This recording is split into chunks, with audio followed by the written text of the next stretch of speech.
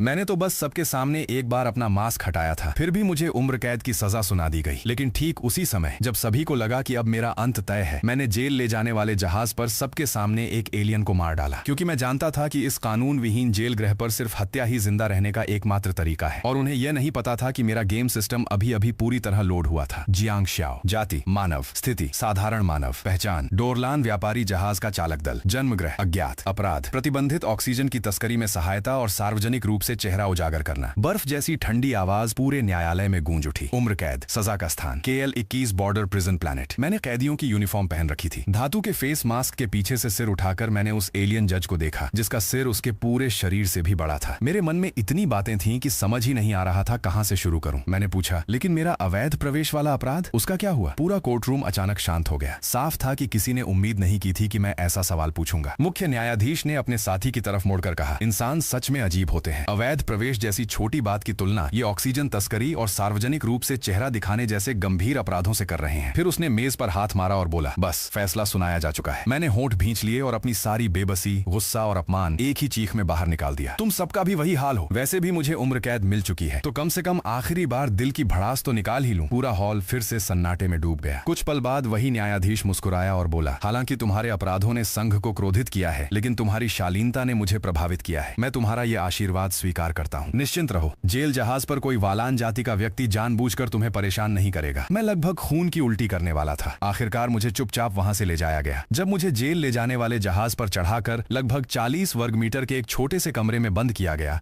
जिसमें सिर्फ एक बिस्तर और साधारण सुविधाएं थीं, तब मैंने लंबी सांस ली और हकीकत को स्वीकार कर लिया। मैं आराम से बिस्तर पर लेट गया। यही शायद वो विशेष सुविधा थी जो मुझे अपने आशीर्वाद के बदले मिली थी। छत को घूरते हुए मैंने बड़बड़ाया, ये आखिर हो क्या रहा है? दूसरी दुनिया में आने के बाद सिर्फ ऑक्सीजन की तस्करी और चेहरा दिखाने की वजह से मुझे उम्र कैद मिल गई। मरने का तरीका भी कितना अजीब निकला। हाँ, मैं एक दूसरी दुनिया में आया हुआ इंसान था और मेरा गोल्डन फिंगर पिछले 1 साल से लगातार लोड हो रहा था। अनंत तारों वाला आकाश आपका स्वागत करता है। गेम लोड हो रहा है। मैंने हवा में गुस्से से गाली दी। मैं भी कितना बेवकूफ हूँ। आखिर मैंने स्टार स्काई नाम वाले गेम से इतनी उम्मीद ही क्यों लगा ली? मरने से पहले जब मुझे ट्रक ने टक्कर मारी थी, तब मैं यही गेम खेल रहा था। इस गेम की सबसे बड़ी खासियत थी पूरी आजादी, जो चाहो करो। लेकिन मेरी आदत बहुत खराब थी। शुरुआत थोड़ी भी खराब होती तो मैं तुरंत नया गेम शुरू कर देता, इसलिए मैं कभी असली कहानी तक पहुंचा ही नहीं। अब मैं उसी गेम की दुनिया में आ चुका था, लेकिन उससे क्या फायदा? इस गेम की कोई मुख्य कहानी ही नहीं थी। मेरे पास भविष्य जानने का कोई फायदा नहीं था। धत, कहा था ना कि ये खुली दुनिया वाला मजेदार गेम है। फिर ये उम्र कैद कहां से आ गई? मैं अचानक बिस्तर से उठ बैठा। पिछले 1 साल की सारी यादें फिल्म की तरह मेरे दिमाग में दौड़ने लगी। जब मैं पहली बार यहाँ आया था, तब स्पेस स्टेशन वालों ने मुझे याददाश्त खो चुका व्यक्ति समझा। उन्होंने मुझे खाना दिया, रहने की जगह दी। फिर मैंने इस भविष्य की दुनिया को देखने के लिए एक व्यापारी जहाज पर नौकरी कर ली। लेकिन वहीं मेरी मुलाकात उस धूर्त कप्तान से हुई, जो हर समय कहता रहता था, साधारण इंसानों को धोखा नहीं देता। और मैं उसकी डोरलान नाम की जहाज पर चढ़ गया। बाद में पता चला कि उसका पूरा धंधा तस्करी का था। इस बार तो उसने वालान फेडरेशन में प्रतिबंधित ऑक्सीजन की तस्करी की। वहां ये चीज बेहद खतरनाक नशा मानी जाती थी। सबसे बड़ी मुसीबत ये थी कि मुझे बिल्कुल नहीं पता था कि इस सभ्यता में सार्वजनिक रूप से चेहरा दिखाना उनके लिए किसी की मां के सामने निर्वस्त्र होने जितना बड़ा अपराध माना जाता है। अगर मैंने समय पर आत्मसमर्पण नहीं किया होता, तो मुझे वहीं गोली मारकर अंतरिक्ष की धूल बना दिया जाता। मैं झुंझलाकर उठा और स्मार्ट कंप्यूटर पर KR-21 बॉर्डर प्रिजन प्लैनेट की जानकारी खोजने लगा। लेकिन जितना पढ़ता गया, मेरा चेहरा उतना ही पीला पड़ता गया। वो कोई साधारण जेल नहीं थी। वो एक ऐसा ग्रह था जहां कानून नाम की कोई चीज नहीं थी। बस एक नियम था, ग्रह की सीमा पार मत करना। उसके अलावा चोरी, हत्या, लूट, गैंगवार, कुछ भी करो, किसी को कोई फर्क नहीं पड़ता। वहां पूरे ब्रह्मांड के सबसे खतरनाक अपराधी कैद थे। कुछ तो ऐसे योद्धा थे जो अपने शरीर से ही ग्रह तोड़ सकते थे। कुछ के पास अजीब अजीब अलौकिक शक्तियां थीं। और मैं तो बिना किसी प्रतिभा वाला एक साधारण इंसान था। अब समझ आया कि वे बड़े सिर वाले एलियन इतने विनम्र क्यों थे। वे मुझे सीधे नरक में भेज रहे थे। मैं घबराकर दरवाजे तक भागा और जोर जोर से पीटते हुए चिल्लाया, अभी वहां पहुंचने में कितना समय लगेगा? बाहर खड़े रोबोटिक गार्ड ने ठंडी आवाज में जवाब दिया, अनुमानित समय 10 दिन। 10 दिन? मेरे पास सिर्फ 10 दिन बचे थे। अगले कई घंटों तक मैं बिस्तर पर करवटें बदलता रहा। मेरे दिमाग में बस एक ही दृश्य घूमता रहा, जेल के अंदर गैंगवार, खूनी लड़ाइयां, राक्षसों के हब तो सच में गया। तभी मेरी पूरी निराशा के बीच अचानक मेरे दिमाग में एक आवाज गूंजी, अनंत तारों वाला आकाश लोड होना पूर्ण हुआ। मैं तुरंत उछलकर बैठ गया। गेम असिस्टेंट लोड हो रहा है। त्रुटि के कारण गेम मोड स्वतः एक्सट्रीम मोड पर सेट किया गया है। मृत्यु के बाद पुनर्जीवन उपलब्ध नहीं होगा। सभी लाभ दोगुने होंगे। सिस्टम संसाधन सफलतापूर्वक लोड हो गए हैं। खिलाड़ी के आंकड़े डिजिटाइज किए जा रहे हैं। गेम प्रारंभ। मैंने चारों तरफ देखा, कुछ भी नहीं बदला था। अचानक मेरी नजर मेज पर रखे स्मार्ट कंप्यूटर पर गई। उसके ऊपर एक परिचित सूचना पट्टी दिखाई दी, DFE स्मार्ट टर्मिनल, यांगफैंग ग्रुप द्वारा निर्मित घरेलू होलोग्राफिक टर्मिनल। तभी मुझे समझ आया, मैं इस दुनिया का इंसान नहीं बल्कि इस दुनिया का खिलाड़ी बन चुका था। मैंने उत्साह से कहा, पर्सनल इंटरफेस खोलो। खिलाड़ी जियांग शाओ, लेवल 0, प्रतिभा नहीं, विशेष शक्ति नहीं, मूल ऊर्जा अनुकूलता अत्यंत कमजोर, मूल निष्क्रिय अनुभव गति 1 अनुभव प्रति घंटा, मूल ऊर्जा स्तर मार्च 15, आध्यात्मिक शक्ति नहीं, विशेष शक्ति प्रणाली लॉक। मैं खुशी से लगभग उछल पड़ा। यही तो गेम का इंटरफेस था। जैसे ही मेरी मूल ऊर्जा 10 तक पहुंचेगी, मैं आधिकारिक तौर पर प्रथम स्तर का योद्धा बन जाऊंगा। कमाल। ऑटो ग्राइंडिंग कॉजुक फंक्शन अभी भी काम कर रहा था। मेरे पास पूरे 10 दिन थे। सिर्फ ऑटो ग्राइंडिंग से भी मैं पहले स्तर तक पहुंच सकता था। मैं मुस्कुराते हुए बोला, स्टार स्काई, सारे फंक्शन चालू कर दो, लोड हो रहा है। मेरे चेहरे की मुस्कान तुरंत गायब हो गई। फिर से लोड हो रहा है। मैं पूरी तरह निराश होकर बैठ गया। तभी दरवाजे के बाहर से मशीन जैसी आवाज आई, कैदी नंबर 114514, क्या आपको मनोवैज्ञानिक की आवश्यकता है? मैंने दांत भींचकर जवाब दिया, बहुत बहुत धन्यवाद। रोबोट ने तुरंत कहा, कोई बात नहीं। इस तरह देखते ही देखते 2 दिन बीत गए। मैं नींद से जागा और मैंने सबसे पहले अपना स्टेटस पैनल देखा। मूल ऊर्जा स्तर MAI 45, ये फिर से 1 अंक बढ़ चुका था। मैंने अपनी मुट्ठी कसकर भींची। मुझे साफ महसूस हो रहा था कि मेरी ताकत लगातार बढ़ रही है। उसी समय प्रसारण गूंजा, 1 घंटे बाद कैदियों को खुली हवा में जाने की अनुमति दी जाएगी। सभी कैदी मुख्य हॉल में स्वतंत्र रूप से घूम सकते हैं। किसी भी प्रकार का संघर्ष सख्त मना है। नियम तोड़ने वालों की अगले 8 दिनों की खुली हवा की अनुमति रद्द कर दी जाएगी। खुली हवा में जाने का समय आ गया था। मैंने जल्दी से मुंह हाथ धोया और निर्देशों का पालन करते हुए मुख्य हॉल में पहुंचा। वहां पहले से ही दर्जन भर से अधिक अजीबोगरीब कैदी मौजूद थे। हर किसी के शरीर से खतरनाक आभा निकल रही थी। मैंने सिस्टम से एक एक करके सबकी जानकारी जांच ली। सौभाग्य से उनमें से कोई भी प्रथम स्तर तक नहीं पहुंचा था। सबसे ताकतवर की मूल ऊर्जा भी सिर्फ 5 थी। मैंने मन ही मन राहत की सांस ली। मैं चुपचाप खिड़की के पास जाकर खड़ा हो गया और बाहर फैले अनंत तारों वाले आकाश को देखने लगा। तभी मेरे पीछे से एक तीखी और घमंडी आवाज आई, हा किस्मत देखो, मुझे KL-21 भेजा जा रहा है। वहाँ हमारे कोई कबीले का बहुत बड़ा गैंग है। ये जेल नहीं, मेरे लिए तो रिटायरमेंट होम है। मैंने पीछे मुड़कर देखा। वहाँ एक बेहद बदसूरत जीव खड़ा था। उसका निचला शरीर सांप की पूंछ जैसा था और ऊपरी हिस्सा पानी की मछली जैसा। कोई जाति, मानवों के सबसे बड़े दुश्मनों में से एक। मेरी भौहें सिकुड़ गईं। उस कोई कैदी ने जल्दी ही मुझे देख लिया। उसने मुझे ऊपर से नीचे तक घूरा और तिरस्कार से बोला, अरे एक साधारण इंसान, कब से इतनी नीच जाति के लोगों को भी जेल भेजा जाने लगा? आसपास मौजूद सभी कैदी जोर जोर से हंसने लगे। मैंने बिना कोई भाव बदले चुपचाप फिर से खिड़की की ओर मुंह कर लिया। मेरी चुप्पी देखकर वह और भी उछलने लगा। वो जोर जोर से डींगे मारते हुए बोला, याद है पिछली बार मैं अपने भाइयों के साथ गया था? हमने 300 से ज्यादा इंसानों को खत्म कर दिया था। उनमें तो 1 मीटर से भी छोटे बच्चे भी थे। मैंने चुपचाप सबसे नजदीक खड़े सुरक्षा रोबोट पर एक नजर डाली, फिर बिना चेहरे का भाव बदले मुड़कर गलियारे की ओर चल पड़ा। ऐसा लग रहा था मानो मैं उससे डरकर भाग रहा हूँ। ये देखकर वो और जोर से हंसा। देखो, ऐसे कायरों के पास अक्ल होने का भी क्या फायदा। उसी क्षण जब मैं उसके बिल्कुल पास से गुजरा, मैं अचानक पूरी ताकत से फट पड़ा। कुछ ही मीटर की दूरी मैंने एक ही कदम में पार कर ली। मेरा दाहिना हाथ बिजली की गति से उसकी ओर बढ़ा, सीधा उसके सिर पर। धड़ाम। मेरे जबरदस्त वार ने उसकी खोपड़ी उसी पल चकनाचूर कर दी। उसकी जीवन शक्ति तुरंत समाप्त हो गई। पूरा हमला इतना तेज था कि जब तक उसकी लाश जमीन पर गिरकर जोर से नहीं टकराई, तब तक किसी को समझ ही नहीं आया कि क्या हुआ। बाकी सभी कैदी भय से मुझे घूरने लगे। मैंने अपने हाथ पर लगा खून झटका और शांत स्वर में कहा, जब तुम्हें अपनी अक्ल की इतनी ही नफरत थी तो मैंने तुम्हारा दिमाग ही निकाल दिया। इसके बाद मैंने आसपास खड़े दूसरे कैदियों पर नजर डाली। सुरक्षा रोबोट मेरी ओर दौड़ रहे थे। मैंने बिना किसी विरोध के दोनों हाथ ऊपर उठा दिए। कमरे में वापस ले जाए जाने से पहले मैंने पीछे मुड़कर उन कोई जाति वालों की तरफ देखा और मुस्कुराकर कहा, बॉर्डर जेल, अब मजा आएगा। मुझे वापस मेरे कमरे में बंद कर दिया गया। जैसे ही दरवाजा बंद हुआ, मेरा सारा ठंडा और सख्त चेहरा गायब हो गया। उफ, इसकी खोपड़ी तो पत्थर से भी ज्यादा सख्त थी। हाथ ही टूट गया लगभग। मैं दर्द से दांत भींचते हुए अपना बायां हाथ झटकने लगा, लेकिन अगले ही पल मैंने उत्साह से अपना सिस्टम पैनल खोल लिया। सामान्य कोई गुंडे को मारने पर 50 अनुभव अंक प्राप्त हुए। मानव जाति के लिए 20% अतिरिक्त अनुभव बोनस सक्रिय। मैं खुशी से लगभग उछल पड़ा। क्या कोई जाति को मारने पर XP बोनस भी मिलता है? मेरा पूरा शरीर उत्साह से कांप उठा। बॉर्डर जेल, तैयार हो जाओ, गेम का असली खिलाड़ी आ रहा है। 8 दिन बाद जेल ले जाने वाला जहाज एक विशाल स्टील प्लेटफॉर्म के पास आकर रुक गया। दरवाजा खुला। मैं बिना किसी हथकड़ी या बेड़ी के नीचे उतर गया। मैंने सिर उठाकर देखा। मेरे सामने मिट्टी के रंग का एक विशाल ग्रह था, KL-21 बॉर्डर प्रिजन प्लैनेट। मैं अभी उसे देख ही रहा था कि अचानक तेज यांत्रिक अलार्म बज उठा। चेतावनी, तुरंत लाल संकेतों का अनुसरण करते हुए स्थानांतरण क्षेत्र में जाएं। जो भी रुकेगा उसे वहीं मार दिया जाएगा। मैं थोड़ा हैरान हुआ, क्या सभी 30,000 कैदियों को इकट्ठा करके नहीं भेजा जाना था? लेकिन मैंने बिना देर किए लाल संकेतों का पीछा करना शुरू कर दिया। मैं एक विशाल लिफ्ट प्लेटफॉर्म में पहुंचा। वहां पहले से ही 100 से अधिक कैदी मौजूद थे। लिफ्ट तेजी से नीचे उतरने लगी। कुछ देर बाद उसकी गति धीमी हुई। मेरे सामने कई हजार मीटर चौड़ा एक अंधेरा और विशाल प्लेटफॉर्म दिखाई दिया। जहां तक नजर जाती सिर्फ कैदी ही कैदी दिखाई दे रहे थे। दसियों हजार लोग। हवा में पसीने,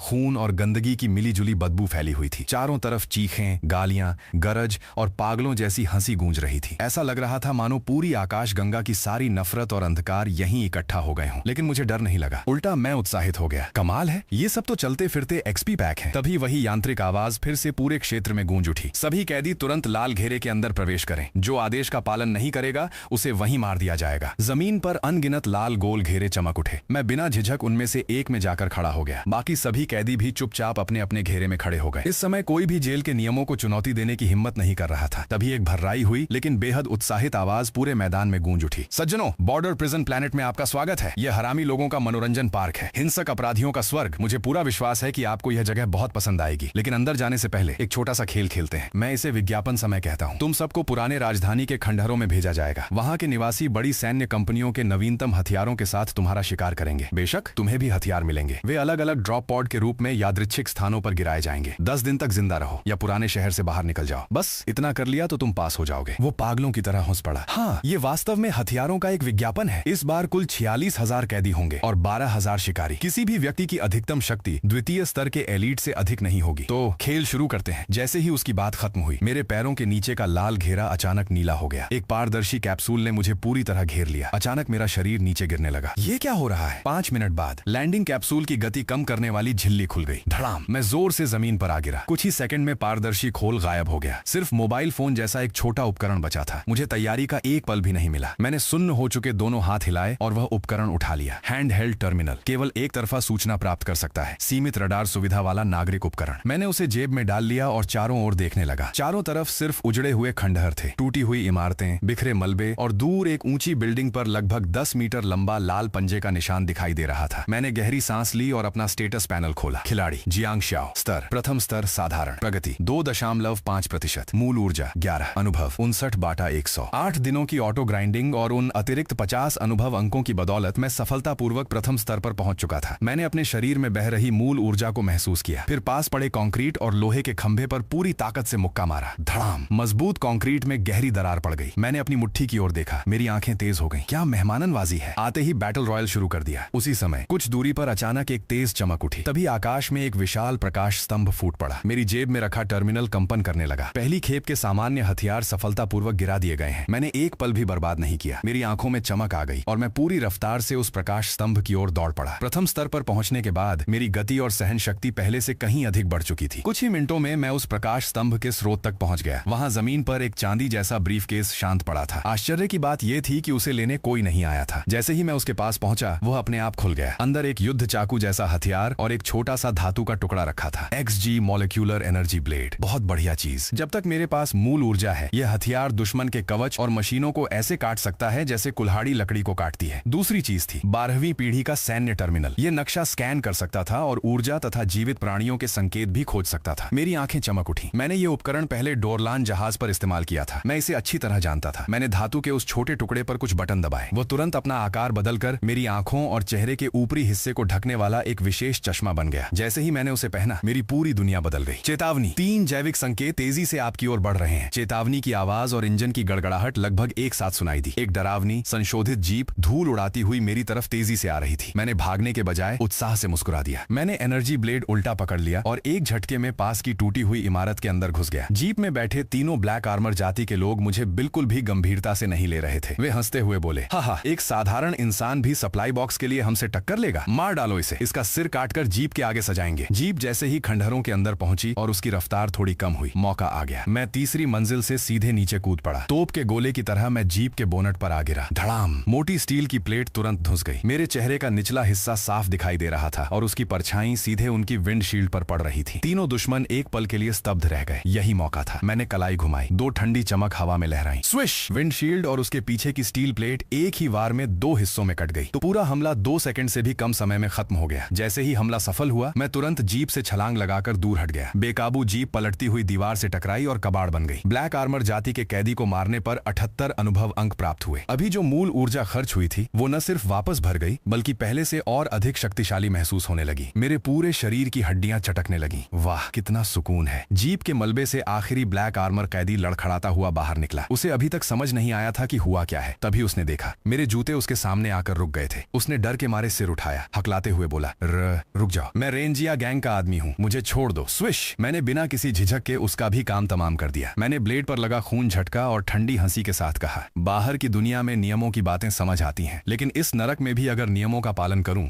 तो फिर यहाँ आने का क्या मतलब? मैंने जीप की तलाशी ली, कोई बंदूक नहीं मिली, सिर्फ थोड़ा सा सूखा राशन मिला। उसे उठाकर मैं वापस खंडहरों में छिप गया, एक शिकारी की तरह। सप्लाई ड्रॉप का प्रकाश स्तंभ इतना साफ दिखाई देता था कि तय था, और लोग भी यहाँ जरूर आएंगे। यहीं घात लगाकर बैठना सबसे आसान तरीका था। अब इस जगह पर आने से पहले वाला डर पूरी तरह गायब हो चुका था। उसकी जगह केवल शिकार करने का रोमांच बचा था। बैटल रॉयल, तुम लोग भागो, मैं शिकार करूंगा। कुछ ही देर बाद मेरा टर्मिनल फिर से चेतावनी देने लगा, लेकिन इस बार ऊर्जा संकेत नहीं मिले लगता था। फिर कुछ नए अनुभव अंक खुद चलकर मेरे पास आ रहे थे। उसी समय मेरे चश्मे के किनारे हल्की रोशनी चमकी। रडार मैप पर एक साथ 20 से ज्यादा लाल बिंदु चारों दिशाओं से मेरी ओर बढ़ते दिखाई दिए। मेरा दिल धक से रह गया। क्या ये थोड़े ज्यादा नहीं है? अचानक चारों तरफ से तीखी डरावनी चीखें सुनाई देने लगी। उनमें न कोई बुद्धि थी, न कोई भाषा, सिर्फ हिंसा और पागलपन। मेरा चेहरा गंभीर हो गया। मैं तुरंत खंडहरों के बीच तेजी से दौड़ने लगा। रडार की मदद से मैंने जल्दी ही एक अकेले पड़े राक्षस को खोज निकाला। उनकी संख्या बहुत ज्यादा थी। मुझे पहले हमला करना ही होगा। मैं एक इमारत की छत पर लेट गया और सावधानी से नीचे झांका। नीचे एक विशाल काला राक्षस घूम रहा था। उसका आकार किसी बैल जितना बड़ा था। पूरा शरीर काले कठोर कवच से ढका हुआ था। मैं चौंक गया। क्या सच में स्टार स्काई ज़र्ग? ये तो इंसानी बेड़ों से आकाश गंगा के बाहर युद्ध करते हैं। ये किसी घटिया जेल ग्रह पर कैसे आ गए? आधारभूत रैपिड बग, ऊर्जा स्तर, विवरण। इसे कमजोर मत समझो, इसके पंजे युद्धक मशीनों को भी फाड़ सकते हैं। सलाह, शारीरिक हमला सबसे प्रभावी है। मैंने तेजी से सोचना शुरू किया। फेडरेशन के अधिकारी इस जगह पर नजर रख रहे होंगे। उन्हें इन कीड़ों के बारे में जरूर पता होगा। तो फिर क्या ये सब उन्हीं की योजना है, या ऊपर बैठे बड़े अधिकारियों का आदेश? अगर दूसरा सच है तो इस जेल ग्रह का असली उद्देश्य बहुत गहरा है। लेकिन अभी सोचने का समय नहीं था।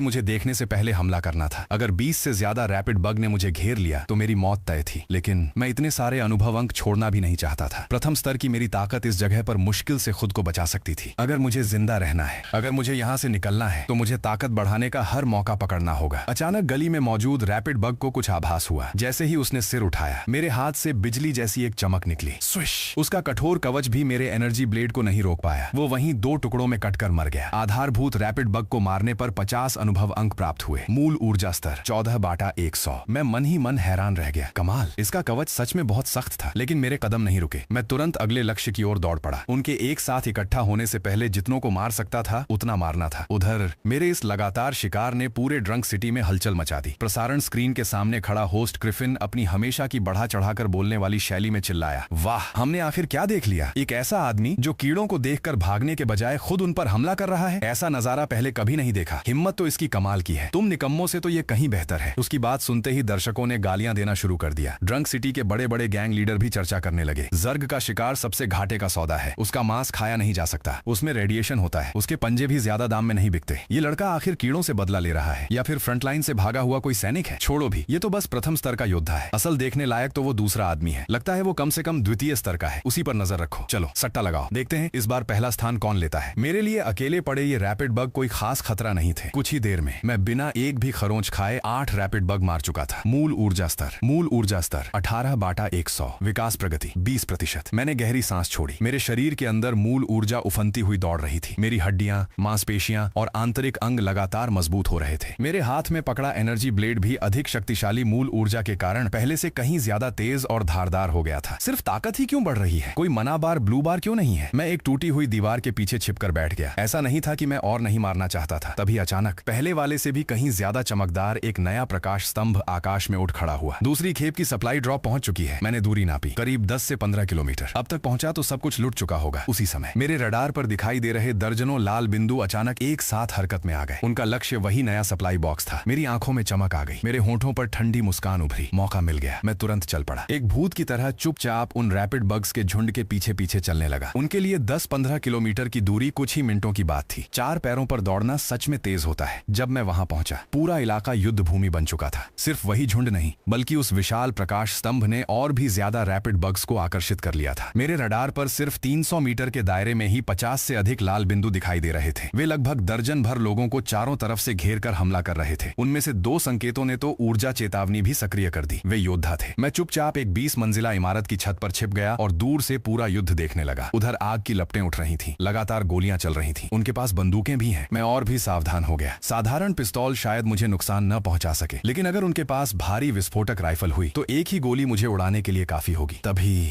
दूर एक हल्की सी चमक दिखाई दी। मेरी नजर तुरंत उस दिशा में टिक गई। मैंने तुरंत अंदाजा लगा लिया, वो पास की सबसे ऊंची 20 मंजिला इमारत की छत से आई थी। स्नाइपर? मैं बिना आवाज किए परछाइयों में समा गया। नीचे भयंकर गोलीबारी के बीच एक गैंग लीडर संचार यंत्र पर चिल्ला रहा था, कीड़े लगातार बढ़ते जा रहे हैं, हमें घेरा तोड़ना होगा। डॉरन, बाहर वाले कीड़ों को मारो और उनका ध्यान बांटो। छत पर मौजूद स्नाइपर डॉरन बड़बड़ाते हुए एक विशेष गोली अपनी स्नाइपर राइफल में भर रहा था। वो बड़बड़ाया, अंधेरा हो गया है, इन कीड़ों का शरीर गर्मी भी रोक लेता है, थर्मल विजन भी ठीक से काम नहीं कर रहा। बड़बड़ाते हुए भी उसने गोली चला दी। चमकती हुई गोली दूर मौजूद एक रैपिड बग का सिर उड़ा गई। संचार यंत्र से फिर आवाज आई, जितना हो सके उतना मार। डॉरन झुंझलाकर फिर से गोली भरने लगा। उसने एक धुंधले ताप संकेत पर निशाना साधा और ट्रिगर दबा दिया। फिर अपने बगल में खड़े साथी से बोला, ये लोग बस आदेश देना जानते हैं, तुम्हें पता है एक गोली कितनी महंगी होती है? गोली भरते भरते उसने फिर कहा, लैंसो बताओ तो, बॉस को कैसे पता चला कि यहाँ हाई लेवल सप्लाई ड्रॉप गिरेगी? आखिर उसमें ऐसा क्या खजाना है? लांसो उसका साथी था, एक प्रथम स्तर का योद्धा। उसका काम सिर्फ स्नाइपर की सुरक्षा करना था। लेकिन काफी देर तक कोई जवाब नहीं आया। डॉरन ने झुंझलाकर पीछे देखा। लांसो कुछ बोलते क्यों नहीं? जैसे ही उसने मुड़कर देखा, उसका साथी ब्लू लॉक पहले ही एक तरफ गिर चुका था। उसकी सांसें हमेशा के लिए थम चुकी थी। डोलान की एकमात्र आंख पल भर में पूरी फैल गई। नफ्स स्विश, ठंडी चमक की एक लकीर हवा में कौंधी और वह भी वहीं ढेर हो गया। मैंने पर्पल स्टार जाति के योद्धा को मारकर 150 अनुभव अंक प्राप्त किए। मैंने स्प्रिट आई जाति के स्नाइपर को मारकर 168 अनुभव अंक प्राप्त किए। मूल ऊर्जा शक्ति 2199 100।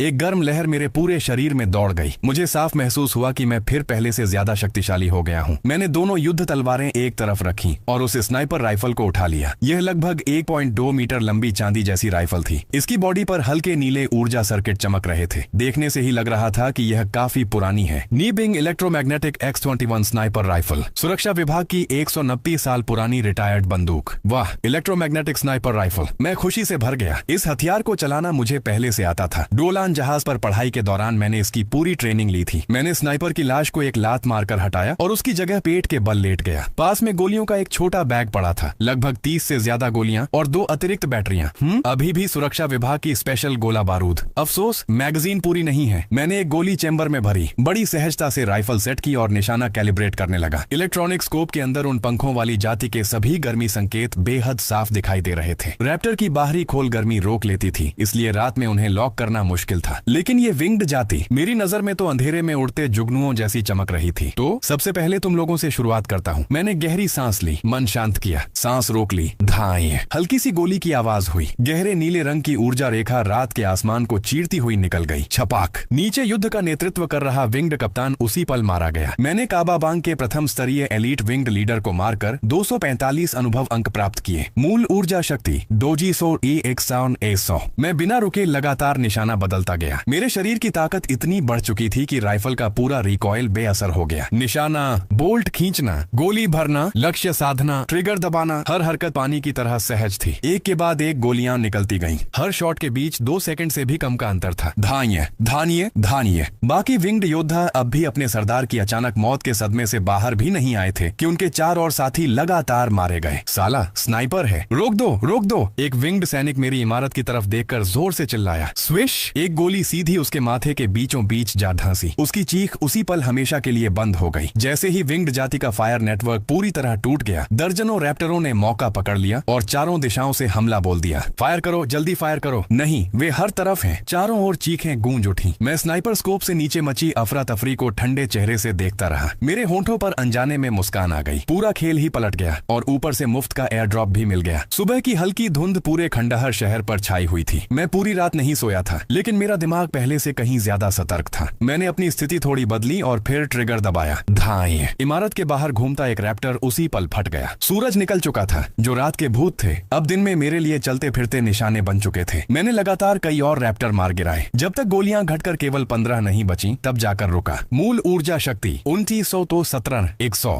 अब मैं कल के मुकाबले 2 गुना से भी ज्यादा ताकतवर हो चुका था। बस थोड़ा सा और मैं प्रथम स्तरीय एलीट योद्धा बन जाता। मैंने स्नाइपर राइफल पीठ पर टांगी, फिर एक विंग्ड सैनिक की लाश से बड़ी कैलिबर की पिस्तौल और उसका गोला बारूद भी उठा लिया। इसके बाद मैं नीचे उतर गया। कल रात के युद्ध क्षेत्र में पहुंचकर मैं उत्साह से अपना युद्ध लाभ खोजने लगा। मैंने सभी राइफलें और पिस्तौलें एक जगह इकट्ठी कर दी, लेकिन मेरी भौहें सिकुड़ गईं। कोई खास चीज नहीं। आखिर उस एयर ड्रॉप बॉक्स में क्या था? तभी मेरी नजर एक सशस्त्र जीप पर जाकर रुकी। उसके पीछे लगभग 1 मीटर लंबा चांदी जैसा धातु का घन मजबूती से बंधा हुआ था। उसकी बिल्कुल नई चमक आसपास के खंडहरों से बिल्कुल अलग दिख रही थी। मैं तुरंत उसके पास पहुंचा। S9 precision industrial integrated box, उच्च सटीकता वाले औद्योगिक पुर्जे बनाने वाला उपकरण। औद्योगिक उपकरण। मैं अभी सोच ही रहा था कि मेरी आंखों के सामने अचानक एक नया इंटरफेस खुल गया। प्रारंभिक प्रिसिजन इंडस्ट्रियल कोर प्राप्त हुआ। मैकेनिक पेशा खोलने की शर्त पूरी हुई। कृपया अपना मुख्य पेशा चुने। मैकेनिक पेशा प्रणाली अनलॉक होगी। मेरे भीतर खुशी की लहर दौड़ गई। मैं इस मुख्य फंक्शन का बहुत लंबे समय से इंतजार कर रहा था। अनंत तारामंडल की दुनिया में पेशा ही इंसान का भविष्य तय करता था। अभी केवल एक विकल्प था, लेकिन मैकेनिक यही तो उन पेशों में से एक था जिसे मैं सबसे ज्यादा चाहता था। सर्वगुण संपन्न यही मैकेनिक की पहचान थी। लड़ सकता है, बना सकता है, अनुसंधान कर सकता है। तकनीक प्रधान इस ब्रह्मांड में यह लगभग सबसे आदर्श पेशा था। मैं चुनता हूँ मैकेनिक। मैंने बिना जरा भी हिचकिचाए फैसला कर लिया। पुष्टि सफल। मैकेनिक पेशा सक्रिय। एक जन्मजात क्षमता जागृत की जा रही है। जागृति पूर्ण। Origin data. Origin data. मूल प्रभाव। मेरे और मेरे सभी यांत्रिक निर्माणों के जीवन, टिकाऊपन और अन्य सभी आंकड़े अब डेटा के रूप में प्रदर्शित होंगे। जब तक ये आंकड़े शून्य नहीं होते तब तक कोई वास्तविक क्षति या खराबी नहीं होगी। रिसर्च स्लॉट खाली, नीलो 1। फ्यूजन स्लॉट खाली, 01। आइटम स्लॉट खाली, 01। कमाल। ये तो बिल्कुल फोर्थ नेचुरल डिजास्टर खिलाड़ियों का मदर सिस्टम है। लेकिन एक समस्या भी थी। अब मूल ऊर्जा बढ़ाने के लिए अनुभव अंकों की आवश्यकता पहले से 2 गुनी हो गई थी। लगता है अब केवल राक्षसों को मारना ही काफी नहीं होगा। मैंने सिर झटका। अभी इतनी दूर की नहीं सोचता। मैंने जीप को एक इमारत के अंदर छिपा दिया ताकि उपग्रह उसे न देख सके। फिर उस औद्योगिक बॉक्स को अपने आइटम स्लॉट में रख लिया। इसके बाद मैंने स्नाइपर राइफल की एक गोली निकाली। रिसर्च। गोली पल भर में गायब हो गई। रिसर्च सूची FD मिश्र धातु आकारित गोली। उसी समय आखिरी दुश्मन जैसे ही इमारत के प्रवेश द्वार तक पहुंचा, मैं हरकत में आ गया। मेरे पूरे शरीर की ताकत एक ही पल में फूट पड़ी। मैं तीर की तरह आगे लपका। एक वार और दुश्मन वहीं ढेर हो गया। मैंने उसकी लाश की ओर देखा तक नहीं, मुड़ा और सीधे इमारतों के भीतर की तरफ दौड़ गया। पीछे राक्षसों की दहाड़े मेरी लेवल बढ़ाने वाली यात्रा का सिर्फ बैकग्राउंड म्यूजिक बन गई। मैं लगातार दौड़ता रहा। आखिरकार एक दूसरे से जुड़े भूमिगत शॉपिंग मॉल के खंडहरों में घुस गया। मैंने अपना स्टेटस पैनल खोला। मैंने दुश्मन को मारकर 210 अनुभव अंक प्राप्त किए। मैंने बिना एक पल गंवाए सारे अनुभव अंक मूल ऊर्जा शक्ति में डाल दिए। अगले ही पल मेरा पूरा शरीर फटने लगा। असल में मैं सचमुच नहीं फटा था, लेकिन दर्द बिल्कुल वैसा ही महसूस हो रहा था। लगभग उसी पल मेरे शरीर के भीतर अनगिनत जलती हुई गर्म धाराएं पागलों की तरह दौड़ने लगी। मेरी नसें ऐसे फूल गईं जैसे उनमें हवा भर दी गई हो। ऐसा लग रहा था कि उनमें खून नहीं बल्कि पिघला हुआ लावा बह रहा हो। खिलाड़ी लेवल 2 से बढ़कर लेवल 5 पर पहुंच गया। पुष्टि सफल। मूल ऊर्जा शक्ति 50 अंक तक पहुंच गई। जीवन उत्क्रमण लाइफ एवोल्यूशन की शर्त पूरी। कृपया जीवन उत्क्रमण का मार्ग चुने। मेरी आंखों के सामने सिस्टम ने 3 विकल्प दिखाए। 1 दबाव अनुकूल मानव, 2 मूल ऊर्जा मानव, 3 प्रारंभिक स्टार स्काई मानव। मैंने शरीर के फटने जैसी पीड़ा को किसी तरह सहा, लेकिन ओरिजिन डेटा के प्रभाव से मेरा दिमाग असाधारण रूप से शांत था। पहले 2 रास्ते किसी एक दिशा में विशेषज्ञता देते थे, लेकिन शुरुआती दौर में संतुलित विकास ही सबसे बड़ा हथियार था। और भविष्य में अगर मुझे इस अभिशप्त ग्रह से निकलना पड़ा तो अंतरिक्ष में जीवित रहने की क्षमता निश्चित ही काम आएगी। मैंने बिना और सोचे फैसला कर लिया। मैं प्रारंभिक स्टार स्काई मानव चुनता हूँ। पुष्टि सफल। प्रारंभिक स्टार स्काई मानव में जीवन उत्क्रमण शुरू। धड़ाम। पहले से भी कहीं अधिक शक्तिशाली गर्म ऊर्जा ने मुझे भीतर से बाहर तक पूरी तरह निगल लिया, लेकिन इस बार दर्द उतनी ही जल्दी खत्म भी हो गया। 10 सेकंड से भी कम समय में सब कुछ शांत हो गया। मैंने सहज रूप से उठने की कोशिश की। कड़क। मेरे हाथ के नीचे की ईंटें पल भर में मकड़ी के जाले जैसी दरारों से भर गईं। जीवन उत्क्रमण पूर्ण। प्रारंभिक स्टार स्काई मानव। मूल ऊर्जा स्टार कोर मध्यम। मूल ऊर्जा स्टार कोर गुणवत्ता मध्यम प्लस। प्रतिभा मान सक्रिय। ध्यान दें, प्रतिभा मान एक स्वतंत्र आंकड़ा है। प्रारंभिक स्टार स्काई मानव की मूल ऊर्जा गुणवत्ता सामान्य मानव से 2.8 गुना अधिक है। कमाल। मेरी आंखें अनायास फैल गईं। यह तो पूरी तरह गुणवत्ता का अंतर था। सिस्टम अपग्रेड हो गया। अब मैं अपने स्तर से 2 स्तर तक ऊंचे जीवों को भी स्कैन कर सकता था। मैंने सावधानी से अपने अचानक बढ़े हुए बल को नियंत्रित किया और धीरे धीरे खड़ा हुआ। ऐसा महसूस हो रहा था मानो मैं कोई विशालकाय दैत्य हूँ जिसने अभी अभी चलना सीखा हो। 2.66 गुना का अंतर। अब वह गुड़ा नाम का आदमी मेरे लिए अभी अभी मारे गए उन मामूली दुश्मनों से ज्यादा कुछ नहीं था। तो अब इस बिल्ली चूहे के खेल को खत्म करने का समय आ गया है। शायद यह भी ओरिजिन डेटा की वजह थी। मेरी यांत्रिक क्षमता भी अपर्याप्त थी। मैंने हाथ में पकड़ी तलवार को हल्का सा उछाला। मेरी आंखें बर्फ जैसी ठंडी हो गईं। अब हिसाब बराबर करने का वक्त है।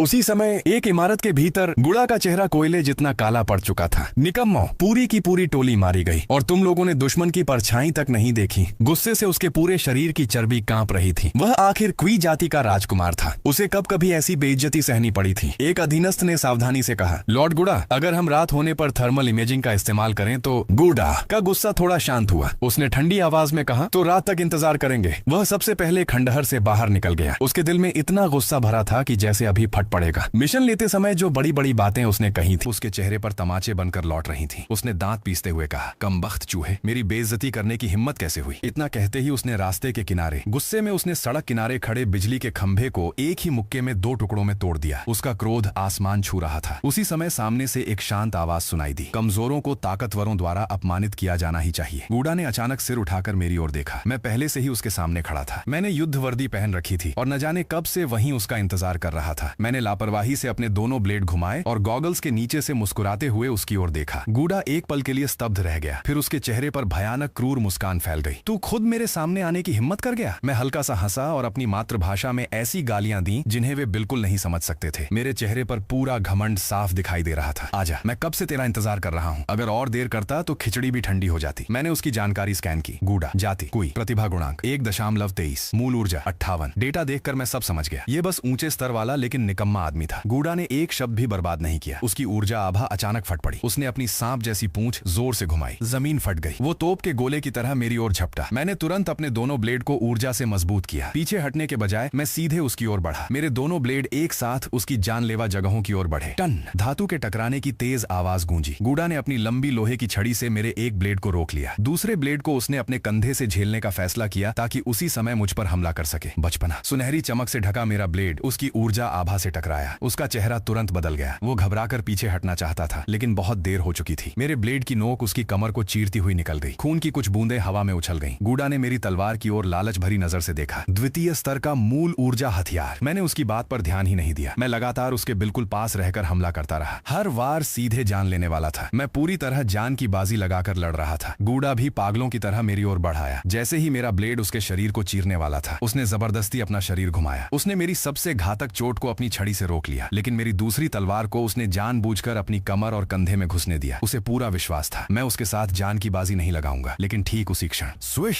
हवा चीरती हुई एक चांदी नीली लंबी मशीन उसके पीछे से बाहर निकल आई। उसके चारों ओर बिजली की चिंगारियां नाच रही थीं। ये क्या है? उस हथियार को चार्ज होने में लगभग 1 सेकंड लगा। अगर सामान्य स्थिति होती तो मैं आसानी से बच जाता, लेकिन इस बार मैं आधा पल देर कर गया। मैंने अभी अभी अपना ब्लेड निकाला ही था कि एक बेहद तेज ऊर्जा किरण सीधे मेरी छाती को भेदती हुई निकल गई। गूडा जोर से हंस पड़ा। हा, ये मुझे हाई लेवल सप्लाई बॉक्स से मिला था। द्वितीय स्तर का मूल ऊर्जा हथियार। मर जा। लेकिन उसकी हंसी अचानक बीच में ही रुक गई। उसने अविश्वास से नीचे देखा। मेरे दोनों ब्लेड पता नहीं कब उसके शरीर के आर पार हो चुके थे। एक सीधे उसके दिल को चीर चुका था, दूसरा उसकी कमर के पार निकल गया था। ब्लेड पर गहरा लाल चमकता हुआ रंग फैल गया था। मैं धीरे धीरे अपने ब्लेड बाहर निकाल रहा था, मानो मुझे कुछ हुआ ही न हो। मैंने अपना स्टेटस देखा, जीवन 21%। मैंने सिर हिलाया। इसने मेरा लगभग 80% स्वास्थ्य खत्म कर दिया। सच में जानलेवा हमला था। मैंने जमीन पर पड़े गूडा की ओर देखा। उसकी आंखें अब भी अविश्वास से भरी हुई थीं। मैंने बिना कुछ बोले उसे 2 और वार किए। जब पूरी तरह यकीन हो गया कि वह मर चुका है, तभी मैंने शांत स्वर में कहा, जीत का ऐलान हमेशा तब करना चाहिए जब सामने वाला पूरी तरह लाश बन चुका हो। मैंने तुरंत उसकी सारी चीजें उठा ली। उनमें सबसे ज्यादा मेरी नजर एक लंबी चांदी नीली मशीन पर गई। माइक्रो फ्लोटिंग कैनन, द्वितीय स्तर का मूल ऊर्जा उपकरण। मैं खुशी से भर उठा। फ्लोटिंग कैनन, इतनी बढ़िया चीज इस जेल ग्रह पर भी मिल सकती है। मैंने उसे ध्यान से देखा। वो एनक्रिप्टेड नहीं था, बस अपनी मूल ऊर्जा का संकेत जोड़ते ही वह मेरा हो गया। जैसे ही मैंने ऐसा किया, फ्लोटिंग कैनन हवा में तैरने लगा। वह मेरे चारों ओर तेजी से घूमने लगा। उसकी अधिकतम मारक दूरी लगभग 400 मीटर थी, लेकिन दोबारा चार्ज होने में थोड़ा समय लगता था। मैं अभी यही सोच ही रहा था कि रडार के किनारे कई लाल बिंदु दिखाई दिए। मैं मुस्कुराया। अभ्यास से ही अनुभव मिलता है। तुम लोग बिल्कुल सही समय पर आए हो। धड़ाम, बिजली से लिपटी हुई एक ऊर्जा किरण निकल पड़ी। कुछ ही पलों में कई बख्तरबंद गाड़ियां आग के गोले बन गईं। दर्जनों कोई जाति के लोग जलकर काले कोयले में बदल गए। उनमें एक प्रथम स्तर का योद्धा, जिसकी सांप जैसी पूंछ उड़ चुकी थी, दोनों हाथों से जमीन रेंगते हुए भागने की कोशिश कर रहा था। वो चीख रहा था, गूडा सर, ये क्या हो गया? उसी समय एक कटा हुआ सिर लुढ़क कर उसके सामने आकर रुक गया। वो गूडा का सिर था। उसका चेहरा डर और अविश्वास से टेढ़ा हो चुका था।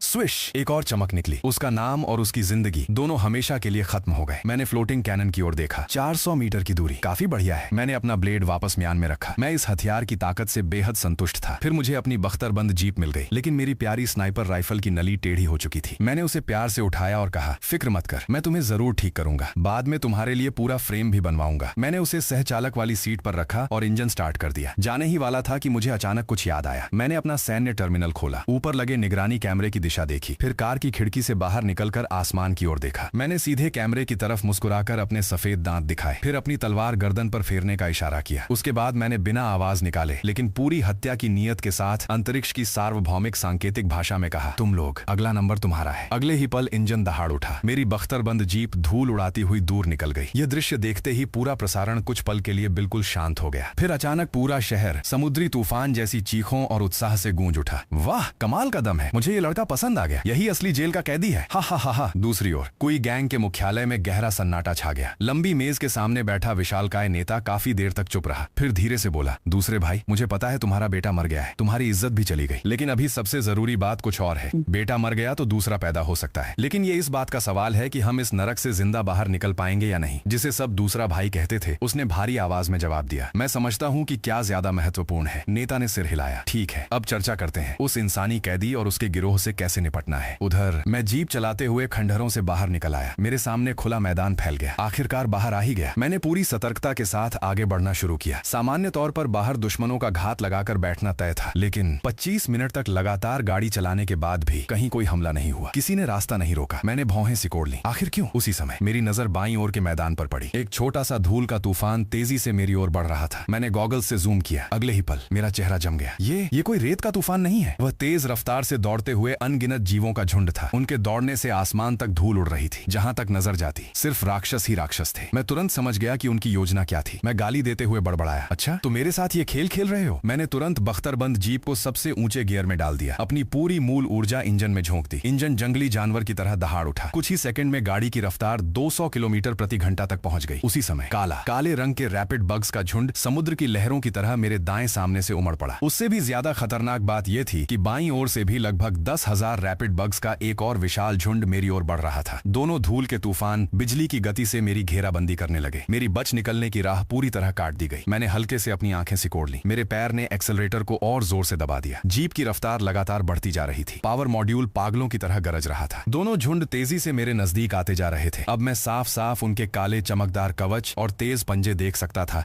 जो डूबते सूरज की रोशनी में चमक रहे थे। दोनों झुंडों के बीच अब मुश्किल से 100 मीटर का रास्ता बचा था। बस उसी से निकलना होगा। सिस्टम की सहायता से मेरी जीप की स्पीड पहले ही मीटर की सीमा पार कर चुकी थी, लेकिन रफ्तार अभी भी बढ़ती जा रही थी। धड़ाम! जीप तीर की तरह उस बेहद संकरे रास्ते में घुस गई। उस पल जैसे समय थम गया। जीप बुरी तरह हिल रही थी। इंजन की दहाड़ और रैपिड बग्स की डरावनी चीखें एक साथ गूंज रही थीं। दोनों ओर काले राक्षसों की बाढ़ उमड़ रही थी। वे पागलों की तरह मेरी जीप पर झपट रहे थे। अगले ही पल दोनों विशाल झुंड आपस में टकरा गए। अनगिनत रैपिड बग्स वहीं कुचलकर मांस के ढेर बन गए और मैं अपनी बख्तरबंद जीप को सीमा तक दौड़ाते हुए बहुत दूर निकल चुका था। रियर व्यू मिरर में वे विशाल झुंड धीरे धीरे छोटे होते गए और आखिरकार मैदान के क्षितिज में गायब हो गए। हा हा हा! मैंने स्टीयरिंग कसकर पकड़ लिया और जोर से हंस पड़ा। मौत और जिंदगी के बीच झूलने का ऐसा रोमांच मैंने पहले कभी महसूस नहीं किया था। रैपिड बग्स को पूरी तरह पीछे छोड़ने के बाद मैंने जीप की रफ्तार घटाकर 120 किलोमीटर प्रति घंटा कर दी। फिर मैंने अपना नेटवर्क टर्मिनल निकाला और आसपास के शिविर खोजने लगा। मेरे पास खाना और पानी लगभग खत्म हो चुका था। जो राशन बचा था वह सिर्फ एक दिन के लिए काफी था। एक द्वितीय स्तर के मूल ऊर्जा योद्धा के रूप में मुझे अपनी ताकत बनाए रखने के लिए भरपूर खाना जरूरी था। कुछ देर बाद मुझे जानकारी मिल गई। रोसा का छोटा आवासीय शिविर, कई जातियों का मिश्रित निवास। मैंने तुरंत उसे लक्ष्य बनाया। मुझे हर हाल में रात होने से पहले वहां पहुंचना था, क्योंकि इस जेल ग्रह की रात उन असली राक्षसों की होती थी। मुझे उनसे डर नहीं था, लेकिन मेरी जीप उनका हमला बिल्कुल नहीं झेल पाएगी। करीब 1 घंटे बाद दूर टिमटिमाती रोशनियां दिखाई दी। मेरे अंदर फिर से उत्साह भर गया। आखिर पहुंच ही गया। मैंने सीधे शिविर में गाड़ी नहीं घुसाई। थोड़ी दूर सुनसान जगह पर जीप रोक दी। अपने ऊपर चोगा डाल लिया। कई राइफलों को पुराने कपड़ों में लपेट दिया। कमर पर एक बड़ी कैलिबर वाली पिस्तौल लगा ली। सब कुछ तैयार करने के बाद मैं पैदल शिविर की ओर बढ़ा। लकड़ी के बने बड़े दरवाजे से अभी लगभग 100 मीटर दूर ही पहुंचा था कि धाएं! एक गोली मेरे सामने जमीन में आकर लगी। मैं तुरंत रुक गया। फिर अपनी बाहों में लिपटी राइफल का बट थोड़ा बाहर निकाल दिया ताकि सामने वालों को समझ आ जाए मैं सामान का लेन देन करने आया हूं। यही यहाँ का नियम था। करीब 10 सेकंड बाद पुराना लकड़ी का दरवाजा धीरे धीरे खुल गया। मैं बिना किसी परेशानी के अंदर चला गया। इसे बस्ती कहना मुश्किल था। ये एक बहुत बड़ा अस्थायी शिविर ज्यादा लगता था। चारों ओर टूटी फूटी झोपड़ियां थीं। हर तरफ खूंखार चेहरे वाले लोग घूम रहे थे। गालियां, झगड़े और धमकियों की आवाजें लगातार सुनाई दे रही थीं। मैंने चुपचाप अपना रडार देखा। करीब 300 से अधिक लाल संकेत, लेकिन ऊर्जा संकेत सिर्फ 17 थे और उनमें कोई भी द्वितीय स्तर का योद्धा नहीं था। उसी समय किसी ने आवाज लगाई, अजनबी, अगर सामान बदलना है तो लाल छत वाली दुकान में जाओ, इधर उधर मत घूमना, वरना। उसके साथ खड़ा एक दूसरी जाति का आदमी डरावनी हंसी हंसने लगा। मैंने उनकी बात का कोई जवाब नहीं दिया। सीधे लाल छत वाली दुकान की ओर बढ़ गया। सावधानी में ही समझदारी है। दुकान के अंदर घुसते ही मेरी नजर दीवारों पर टंगी अलग अलग बंदूकों पर पड़ी। फिर मेरी नजर काउंटर के पास रखे एक बड़े लोहे के पिंजरे पर गई। उसी समय एक तीखी आवाज सुनाई दी, क्या खरीदना चाहते हो? काउंटर के पीछे से हरे खोल वाला, भेड़िए जैसा दिखने वाला एक अजीब जीव खड़ा हुआ। उसे देखते ही मेरे अंदर घृणा की लहर दौड़ गई। मैंने शांत स्वर में कहा, मुझे ज्यादा ऊर्जा वाला खाना, पानी और। मेरी बात पूरी भी नहीं हुई थी कि वो दुकानदार अचानक मुझे छोड़कर जाकर दुकान में अभी अभी आए एक नए ग्राहक की ओर भाग गया। कार्ड साहब, आप आखिरकार आ ही गए, वो चापलूसी करते हुए बोला। दूसरे ने झुंझलाकर कहा, बकवास बंद करो, माल दिखाओ। मैंने आंख के कोने से उस नए आदमी को देखा। वो फिर एक कोई जाति का सदस्य था। मेरा मूड और खराब हो गया। दुकानदार भागकर लोहे के पिंजरे के पास पहुंचा। उसने उस पर डला काला कपड़ा एक झटके में हटा दिया। शुरू में मेरा ध्यान नहीं था, लेकिन जैसे ही मैंने पिंजरे के अंदर देखा,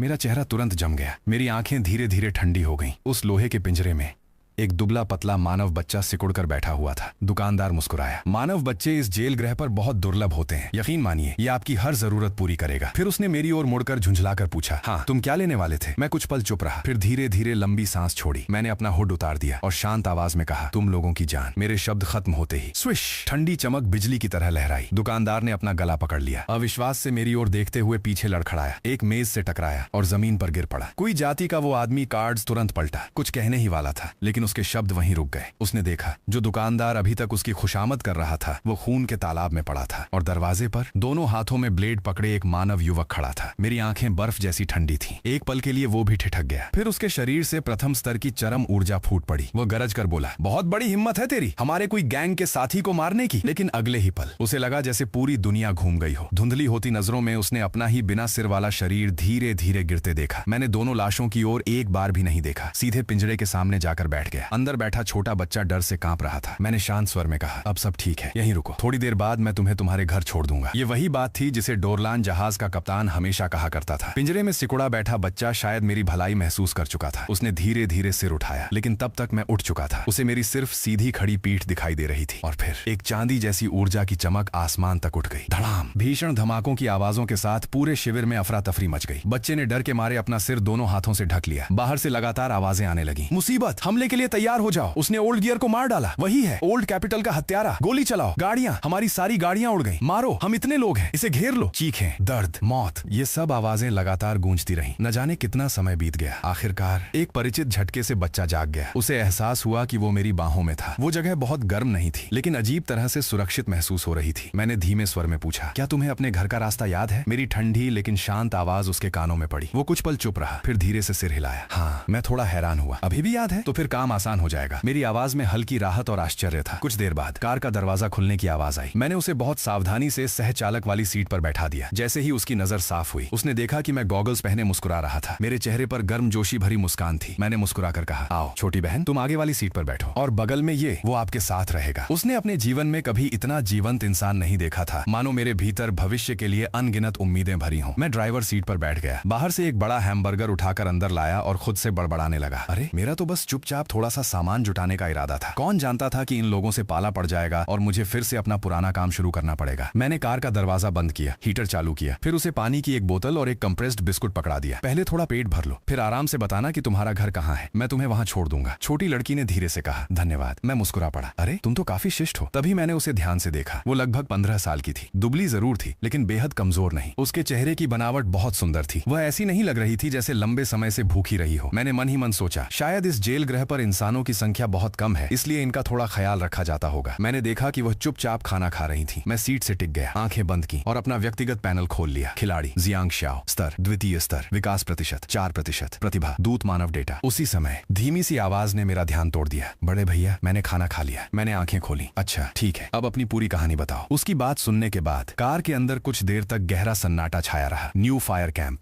यानी इस जेल गृह के ज्यादातर इंसान सबसे निचले स्तर पर नहीं रहते थे। उन्होंने अपना एक गुप्त बस्ती क्षेत्र बना रखा था और उसका आकार लगातार बढ़ रहा था। लेकिन इससे यह भी साफ था कि इस जगह इंसानों की हैसियत अब भी बहुत नीचे थी। मैंने धीरे से कहा, अब जब जगह का पता चल गया है तो थोड़ा आराम कर लेते हैं, सुबह होने से पहले निकलेंगे। उसने धीरे से सिर हिलाया।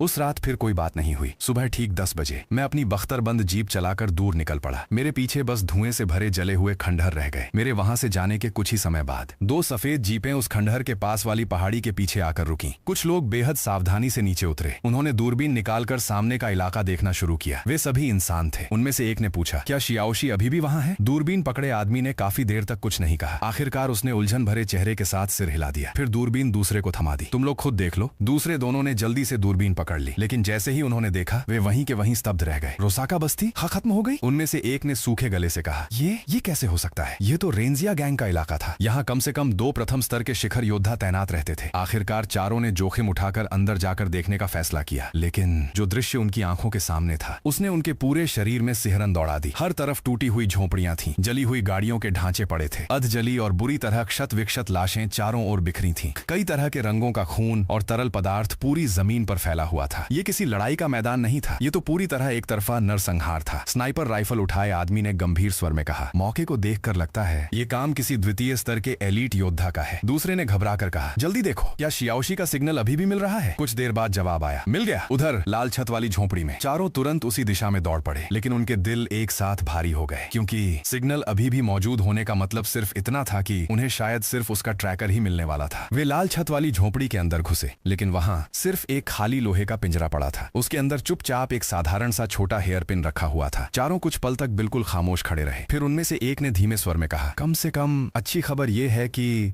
ये थी कि शियाओशी के जिंदा होने की संभावना बहुत ज्यादा थी, बस उसे कोई अपने साथ ले गया था। बुरी खबर ये थी कि उसका ट्रैकिंग सिग्नल पूरी तरह गायब हो चुका था। सामने वाले ने साफ तौर पर हेयर पिन के अंदर छिपे ट्रैकर का राज पकड़ लिया था। वापस चलो, कोच को सूचना दो, शियाओशी को शायद सिनफायर कैंप ले जाया गया है। तेज धूप सिर पर चमक रही थी। मैं आराम से गाड़ी चला रहा था। मैंने बगल वाली सीट पर गहरी नींद में सो रही छोटी लड़की की ओर देखा और मन ही मन सोचा, ब्लैक ब्लड गैंग से मिली ये मॉडिफाइड बख्तरबंद जीप सचमुच चलती फिरती किले जैसी है। हीट इंसुलेशन, शॉक एब्जॉर्बर, तापमान नियंत्रण, हर सुविधा इसमें मौजूद थी। यहाँ तक कि इसके अंदर एक छोटा फ्रिज भी लगा था। मैंने रिसर्च पैनल खोला। Research, electromagnetic X21 sniper rifle, अनुसंधान प्रगति 7.88%। बस इस तकनीक को पूरी तरह समझ लूं तो मैं अपनी स्नाइपर राइफल को और भी मजबूत बना सकता था। उसकी ताकत अगले स्तर पर पहुंच जाएगी। उसी समय सहचालक वाली सीट से हल्की सी हरकत हुई। मैं मुस्कुराया, जाग गई, हम लगभग पहुंचने वाले हैं, आगे क्या करना है याद है ना? आज मैंने अपना गॉगल्स नहीं पहना था। मेरी काली आंखों में हल्की मुस्कान थी। छोटी लड़की कुछ सेकंड तक मुझे खाली नजरों से देखती रही, फिर जैसे ही उसे होश आया उसका छोटा सा चेहरा तुरंत लाल हो गया। बड़े भैया, मैं हंस पड़ा। मुझे जियांग श्याओ कहो या फिर श्याओ भाई। श्याओ भाई, इतना कहते ही उसका चेहरा और भी लाल हो गया। वो धीरे से बोली, मेरा नाम मुयुनशी है। मैं मुस्कुराया, ठीक है शियाओशी। मैंने अपनापन दिखाते हुए पूछा, तुम्हें पता है स्पार्क कैंप कैसे पहुंचना है? उसने हल्के से सिर हिलाया, हाँ, उस बस्ती में हमारे लोगों का एक बार है, बस वहां पहुंचना है। मैंने मन ही मन सोचा, कैदियों द्वारा चलाया जाने वाला बार। उम्मीद है इस बार कोई नई मुसीबत नहीं होगी। करीब 45 मिनट बाद मेरी नजर कई 100 मीटर लंबी पत्थर की विशाल दीवार पर पड़ी। शियाओशी खुशी से चिल्ला उठी, हम पहुंच गए, यही है। मैंने हल्का सा सिर हिलाया। दिमाग में उससे जुड़ी जानकारी उभर आई। ब्लैकस्टोन गैदरिंग, इसके पीछे किसी गैंग का नियंत्रण नहीं था। यह आसपास का सबसे बड़ा व्यापारिक इलाका था। जानकारी इकट्ठा करने के लिए भी ये सबसे अच्छी जगह मानी जाती थी। मैं और शियाओशी उस बस्ती के बाहर बने एक साधारण से बार में दाखिल हुए। लकड़ी के बोर्ड पर लिखा था ब्लेज बार। काउंटर के पीछे एक अधेड़ उम्र का आदमी मूंछों के साथ गिलास साफ कर रहा था। वो कुछ बेचैन लग रहा था। उसने मेरी ओर देखकर कहा, जनाब आप।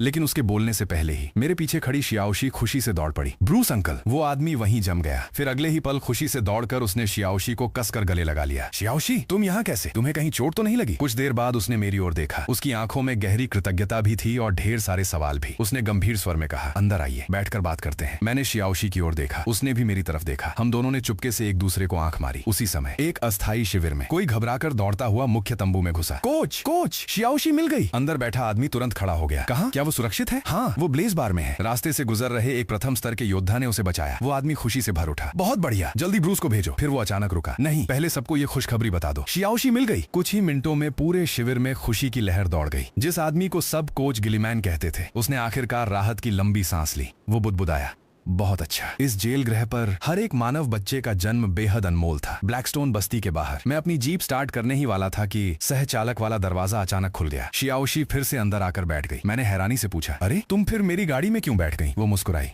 क्योंकि श्याओ भाई की गाड़ी ज्यादा आरामदायक है। अब वो मुझसे पहले से कहीं ज्यादा घुल मिल गई थी। मैंने मुस्कुराकर सिर हिला दिया और सामने चल रही ब्रूस की गाड़ी के पीछे पीछे चल पड़ा। रास्ते में शियाओशी ने जिज्ञासा से पूछा, श्याओ भाई, आपने मुझे सच बताने से क्यों रोका? और वो ओल्ड कैपिटल का किलर वाला नाम, वो क्यों नहीं बता सकती? मैं हल्का सा हंसा, फिर समझाया, क्योंकि ओल्ड कैपिटल का किलर सिर्फ एक उपनाम है। अगर लोग उसे सुनेंगे तो मैं बहुत मशहूर हो जाऊंगा, और अगर बुरे लोगों को पता चल गया कि वो सब मैंने किया है तो मेरे लिए बहुत बड़ी मुसीबत खड़ी हो जाएगी। मैं अपनी पहचान बिल्कुल उजागर नहीं कर सकता था, वरना ब्लैक मशीन गैंग उस औद्योगिक तकनीक के लिए मुझे ढूंढने में अपनी पूरी ताकत लगा देता। ऊर्जा रडार पर मैं ज्यादा से ज्यादा एक प्रथम स्तर के शिखर योद्धा जैसा दिखाई देता था। जब तक मैं खुद न बताऊं, कोई भी एक प्रथम स्तर के योद्धा को रोसाका बस्ती का सफाया करने वाले उस रहस्यमयी हत्यारे से नहीं जोड़ेगा। करीब 2 घंटे बाद हम एक साधारण सी छोटी घाटी में पहुंचे। जैसे ही गाड़ी अंदर गई, मेरी आंखों के सामने गाड़ियों से बना एक विशाल अस्थायी शिविर दिखाई दिया। शिविर के प्रवेश द्वार पर पहले से ही 200-300 लोग जमा थे। सब किसी का इंतजार कर रहे थे। इतनी बड़ी भीड़ देखकर मेरी छिपी हुई सतर्कता तुरंत जाग गई। मैंने गहरी सांस ली, चेहरा पूरी तरह शांत रखा और गाड़ी का दरवाजा खोलकर नीचे उतर गया। उसी समय गिलीमैन की नजर मुझ पर पड़ी। उसने देखा एक लंबा, दुबला और बेहद शांत चेहरा वाला युवक गाड़ी से उतरा। मेरे चेहरे पर जरा भी भाव नहीं थे। मेरा दाहिना हाथ हमेशा की तरह उसी जगह था जहां से मैं एक पल में तलवार निकाल सकता था। गिलीमैन ने मन ही मन सोचा, ये एक बेहतरीन योद्धा है। उधर मैंने भी उसकी जानकारी स्कैन की। रॉबर्ट गिलीमैन, 70% उपस्वर्ण मानव जीन, मूल ऊर्जा 65, द्वितीय स्तर। मेरा चेहरा लगभग बिगड़ ही गया। मैं मन ही मन बुदबुदाया, क्या भाई तुम्हारा नाम आखिर है क्या? रॉबर्ट गिलीमैन। हम दोनों की नजरें हवा में टकराईं। गिलीमैन मुस्कुराया। वो खुद आगे बढ़कर मेरे पास आया। आपका बहुत बहुत धन्यवाद कि आपने शियाओशी को सुरक्षित वापस पहुंचाया। स्पार कैंप आपका यह एहसान कभी नहीं भूलेगा। भविष्य में आपको किसी भी चीज की जरूरत पड़े और अगर वो मेरे बस में हुई तो मैं जरूर आपकी मदद करूंगा। मैंने हल्के से सिर हिलाया, शांत स्वर में कहा, कोई बात नहीं, कोई भी इंसान होता तो यही करता। मेरे ये शब्द सुनते ही गिलीमैन के मन में मेरे लिए सम्मान कई गुना बढ़ गया। वो हंसते हुए बोला, बहुत बढ़िया, काश हर इंसान तुम्हारी तरह होता तो इंटरस्टेलर अलायंस में हमारी हालत इतनी खराब कभी नहीं होती। उसने हाथ बढ़ाया। मेरा नाम रॉबर्ट गिलीमैन है। मैं स्पार्क गैंग का मुख्य प्रशिक्षक हूँ और इस पूरे शिविर की जिम्मेदारी भी मेरे पास है। मैंने मन ही मन सोचा, स्पार्क गैंग, स्पार्क कैंप, लगता है यही इस जेल ग्रह पर इंसानों की सबसे बड़ी और सबसे महत्वपूर्ण ताकत है। मुझे थोड़ा सावधान रहना होगा। अगर सब कुछ मेरी उम्मीद के मुताबिक हुआ तो मेरी आध्यात्मिक ऊर्जा, लिंग एनर्जी और मूल ऊर्जा दोनों बहुत तेजी से बढ़ सकती हैं। लेकिन असली स्थिति क्या है ये तो अंदर जाकर देखने के बाद ही पता चलेगा। गिलीमैन ने मुझे कुछ देर सोचते हुए देखा। उसे लगा कि मैंने उसकी बात समझ ली है। वह बोला, ऐसा करते हैं, इन 2 दिनों तक तुम हमारे शिविर में ही रहो, बाहर अभी सुरक्षित नहीं है। मैंने मना नहीं किया। ठीक है, तो फिर आपको तकलीफ दूंगा। मिस्टर जियांग, इधर आइए। मैं बिना कुछ कहे उसके पीछे चल पड़ा। धन्यवाद और खुशी की आवाजों के बीच से गुजरते हुए हम शिविर के बीचों बीच बने सबसे बड़े तंबू तक पहुंचे। गिलीमैन ने हाथ के इशारे से बाकी लोगों को बाहर भेज दिया, फिर खुद मेरे लिए तंबू का पर्दा उठाया। अंदर का दृश्य बेहद साधारण था। एक धातु की मेज, कुछ कुर्सियां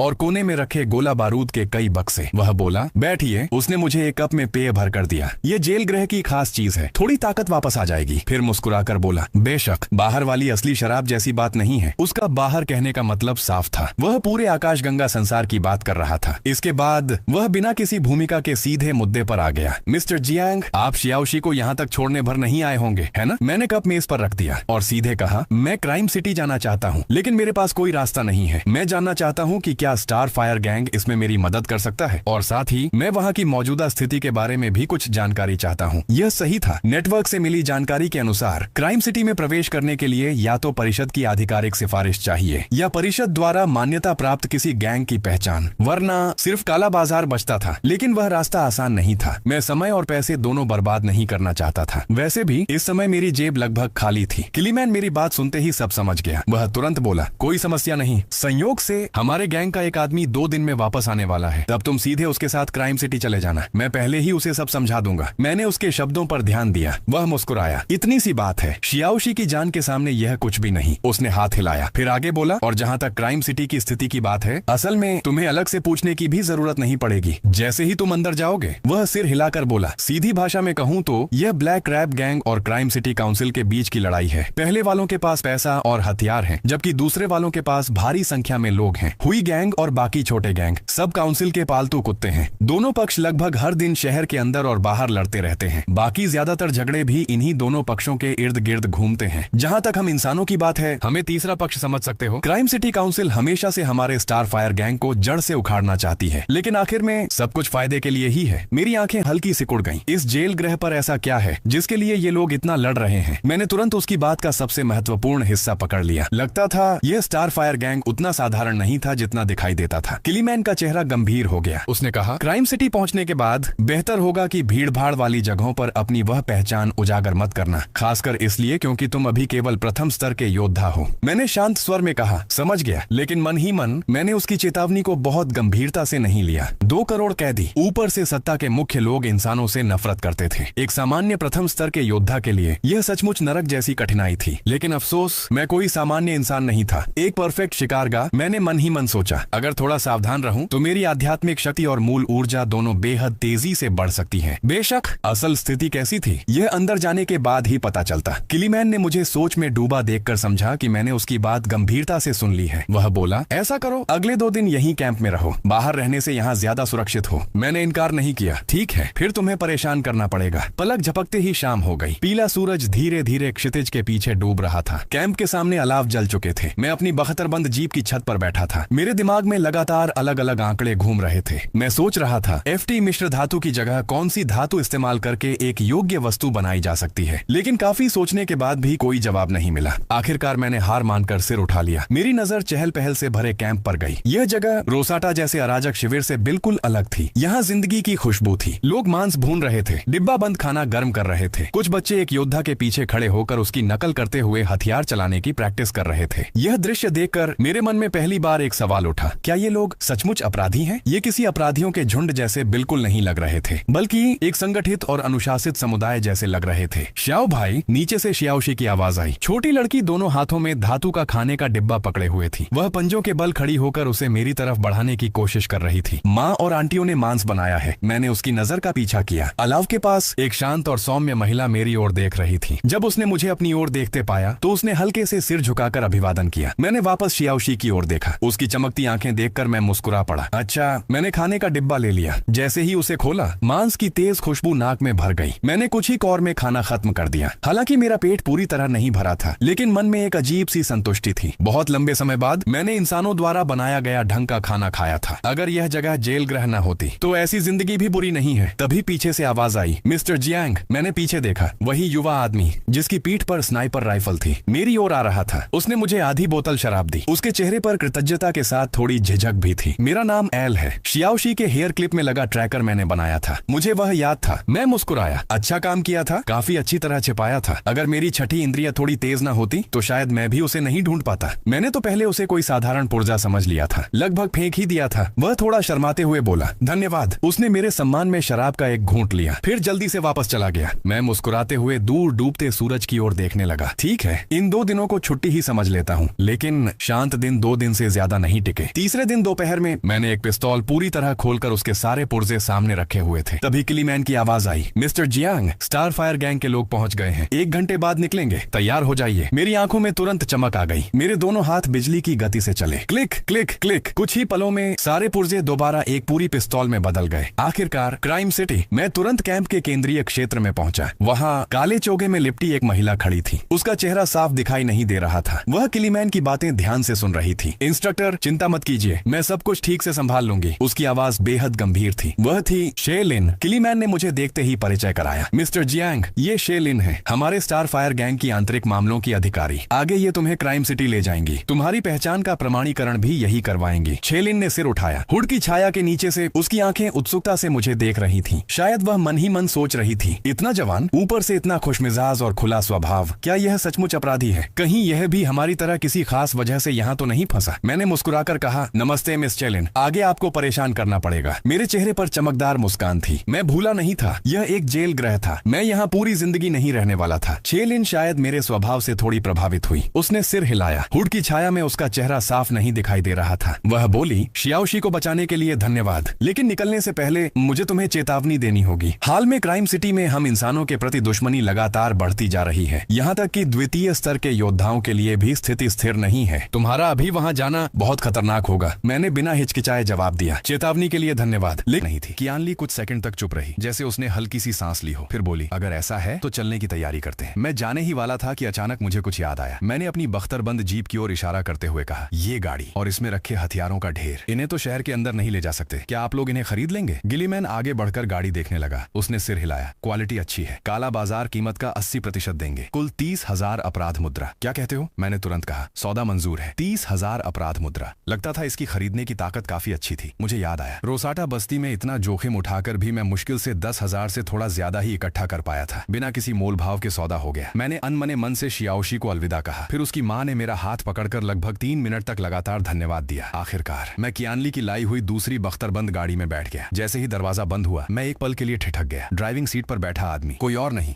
बल्कि फ्लेम बार का वही बारटेंडर था। वो सम्मान से बोला, नमस्ते मिस्टर जियांग, मैं ब्रूस हूँ, यानी वही बारटेंडर। मैंने उस गंभीर चेहरे वाले मध्यम आयु के आदमी को देखा। वैसे भी मेरे पास करने को कुछ नहीं था, इसलिए मैंने यूं ही उस पर एक जांच स्कैन कौशल इस्तेमाल कर दिया। नाम सोलो ब्रूस, जाति रो 2 मानव, स्तर प्रथम स्तर ब्रूस, प्रथम स्तर शिखर, मूल ऊर्जा युआन एनर्जी 47। मैं मन ही मन मुस्कुराया। अच्छा, अपनी ताकत अच्छी तरह छिपा कर रखी है। फिर मैंने नजर के कोने से पीछे बैठी कियानली की ओर देखा। कियानली सिल्वर एल्फ जीन, स्तर प्रथम स्तर शिखर, मूल ऊर्जा 49। मैं मन ही मन हैरान रह गया। लगता है इंसानों के पास सच में प्रतिभाशाली लोगों की कमी नहीं है। अब मुझे अपने नए साथियों की पहचान जानने की उत्सुकता और भी बढ़ गई। चलने से पहले अचानक मुझे कुछ याद आया। मैंने कार की खिड़की नीचे की और गिलीमैन को आवाज लगाई, गिलीमैन भाई, एक बात पूछूं? पूछूं? वह उलझन में मेरी ओर देखने लगा। पूछो, मैंने हंसते हुए पूछा। क्या तुम्हारे घर में 19 और भाई भी हैं? गिलीमैन पूरी तरह चौंक गया। नहीं तो ऐसा क्यों पूछ रहे हो? मैं हंस पड़ा। कुछ नहीं, ऐसे ही पूछ लिया। अपना ख्याल रखना। मैंने सिर वापस अंदर खींच लिया। गाड़ी धीरे धीरे आगे बढ़ने लगी। करीब आधे घंटे बाद गाड़ी के अंदर पसरा सन्नाटा मुझे थोड़ा असहज लगने लगा। मैंने खुद ही बात शुरू की। वैसे ब्रूस, तुम किस जुर्म में यहाँ आए? ब्रूस ने पीछे बैठी कियानली की तरफ देखा। कियानली ने शांत स्वर में कहा, इसमें छिपाने जैसा कुछ नहीं है। हम में से ज्यादातर लोग एक निम्न स्तर की सभ्यता के संसाधन ग्रह पर एक प्राचीन अवशेष की खोज के कारण यहाँ भेजे गए हैं। मैं समझ गया। वाह, तो तुम लोग प्राचीन अवशेष की खोज करने वाली टीम थे। कोई हैरानी नहीं कि सब इतने काबिल हैं। तभी कियानली ने अचानक मुझसे पूछा, और तुम? मेरा दिल एक पल को धक से रह गया। लगभग माथे पर पसीना आ गया। क्या कहूँ? क्या सच बता दूं कि मुझे सांस लेने वाले सामान की तस्करी और चेहरा दिखाने के अपराध में सजा मिली? उनके प्राचीन अवशेष जैसे शानदार कारण के सामने मेरा कारण तो बहुत ही शर्मनाक लगता था। नहीं, इसे थोड़ा अच्छा बनाना पड़ेगा। एक पल में मैंने कहानी गढ़ ली। पूरी शांति से बोला, जीविका चलाने के लिए मैं एक मध्यम स्तर की सभ्यता के क्षेत्र में प्रथम स्तर के हथियारों की थोड़ी सी तस्करी कर रहा था। मेरी बात खत्म होते ही कियानली और ब्रूस दोनों की नजरें बदल गईं। दोनों मुझे नए सम्मान से देखने लगे। एक प्रथम स्तर का योद्धा मध्यम स्तर की सभ्यता में घुसकर हथियारों की तस्करी करे, ये तो उनके प्राचीन अवशेष चुराने से भी कहीं ज्यादा जोखिम भरा था। कम से कम उन्हें उस समय लगता था कि उनके सफल होने की संभावना है, लेकिन मेरा काम मानो अपनी जान हथेली पर रखकर करना था। कियानली काफी देर तक चुप रही, फिर सिर्फ 2 शब्द बोली, कमाल है। मैंने मन ही मन राहत की सांस ली। उफ, अपनी ही जाति के सामने इज्जत तो बचानी ही थी। इसके बाद गाड़ी में फिर से सन्नाटा छा गया। पता नहीं कितना समय बीता। अचानक एक तीखी आवाज ने रात का सन्नाटा चीर दिया। मैं तुरंत आंखें खोलकर बैठ गया। रात के आसमान में एक लाल सांप जैसी सिग्नल फ्लेयर चमक उठी। ब्रूस ने तुरंत गाड़ी की रफ्तार धीमी कर दी। उसका चेहरा सतर्क हो गया। मैंने पूछा, क्या हुआ? पीछे से कियानली की ठंडी आवाज आई, रेडर्स, जंगली लुटेरे। लगता है हमारी निगरानी की जा रही थी। अगले ही पल चारों ओर से इंजनों की गड़गड़ाहट सुनाई दी। दर्जनों पुरानी जीपें और मोटरसाइकिलें हमारी ओर दौड़ती चली आईं। उनकी हेडलाइटें जंगली जानवरों की आंखों की तरह चमक रही थीं। कुछ ही सेकंड में उन्होंने हमें चारों तरफ से घेर लिया। मैंने कमर पर टंगी अपनी मूल ऊर्जा तलवार को छुआ। शांत स्वर में पूछा, इनकी ताकत कैसी है? कियानली ने आसमान में चमकते निशान को देखते हुए कहा, जहरीला रेडर दल, इस इलाके का सबसे कुख्यात गिरोह। करीब 70 सदस्य हैं। 4 प्रथम स्तर शिखर योद्धा। ज्यादातर सदस्य कुई जाति के हैं। मैंने ठंडे चेहरे से कहा, फिर वही कुई जाति? मन में फिर से गुस्सा उबल पड़ा। लगता है मेरी और कुई जाति की जन्मजात दुश्मनी है। दूसरी तरफ से आवाज आई। कियानली के शरीर की मूल ऊर्जा हल्का सा उभरी, लेकिन कुछ पल बाद उसने उसे वापस दबा लिया। मेरी और ब्रूस की सुरक्षा के लिए उसने पहले बातचीत करने का फैसला किया। वो बोली, ब्रूस, गाड़ी रोक दो। इतना कहकर वो दरवाजा खोलकर नीचे उतर गई। उतरते समय उसने मुझे देखकर कहा, मिस्टर जियांग, कृपया गाड़ी से बाहर मत आइए। ब्रूस भी उसके पीछे उतर गया। दोनों ने बिना किसी रोक टोक के अपनी प्रथम स्तर शिखर की ऊर्जा छोड़ दी। रेत का बवंडर उठ खड़ा हुआ। सामने वाले लुटेरों में हलचल मच गई। जल्दी ही 4 विशालकाय कुई जाति के लोग आगे आए। उनमें सबसे ताकतवर ने कहा, 2 प्रथम स्तर शिखर योद्धा, यहाँ से गुजरना है तो एक गाड़ी का 5000 अपराध मुद्रा, या फिर मुझसे लड़ो। जीत गए तो निकल जाना। कियानली ने व्यंग्य से कहा, मजाक मत करो। कुई जाति कब से अपना वादा निभाने लगी? 3000 लेना है तो लो। इतना कहते ही उसकी ऊर्जा और भी तेज हो गई। गिरोह का सरदार थोड़ा झिझक गया, फिर बोला, ठीक है, 3000 ही सही। बेकार में जान जोखिम में डालने से तो अच्छा है। लेकिन तभी उसके पीछे खड़े एक नुकीली चोंच वाले कोई जाति के आदमी ने अचानक हवा सूंघी। फिर उसने हमारी गाड़ी की तरफ देखा। इंसान की गंध। उसी पल कियानली और ब्रूस दोनों के चेहरे बदल गए। बुरा हो गया। वे भूल गए थे कि मैंने वह काला चोगा नहीं पहना था जो इंसानों की गंध छिपा देता है। गिरोह का सरदार मुस्कुराया। उसकी आंखों में लालच चमक उठा। अभी तक 3000 में बात हो सकती थी, अब नहीं। उसने जीभ से होंठ चाटे। लालच से बोला, मुझे नहीं पता वो इंसान तुम्हारा कौन है, लेकिन इतनी घटिया नस्ल के जीव को लेकर मेरी जमीन से गुजरोगे तो ज्यादा कीमत देनी पड़ेगी। या तो 5000 अपराध मुद्रा, या फिर उस 2 पैरों वाले इंसान को यहीं छोड़ दो। टक, मैंने दरवाजा खोल दिया। चेहरे पर ऐसा भाव था मानो कह रहा हूँ, तुम लोगों से सच में निपटना मुश्किल है। मैं धीरे धीरे कियानली के सामने जाकर खड़ा हो गया। गिरोह का सरदार हंसा। अच्छा हुआ खुद ही बाहर आ गया। तुम लोग जा सकते हो, ये इंसान अब मेरा है। मैंने उसकी तरफ देखा तक नहीं। पीछे खड़े कियानली और ब्रूस से कहा, अब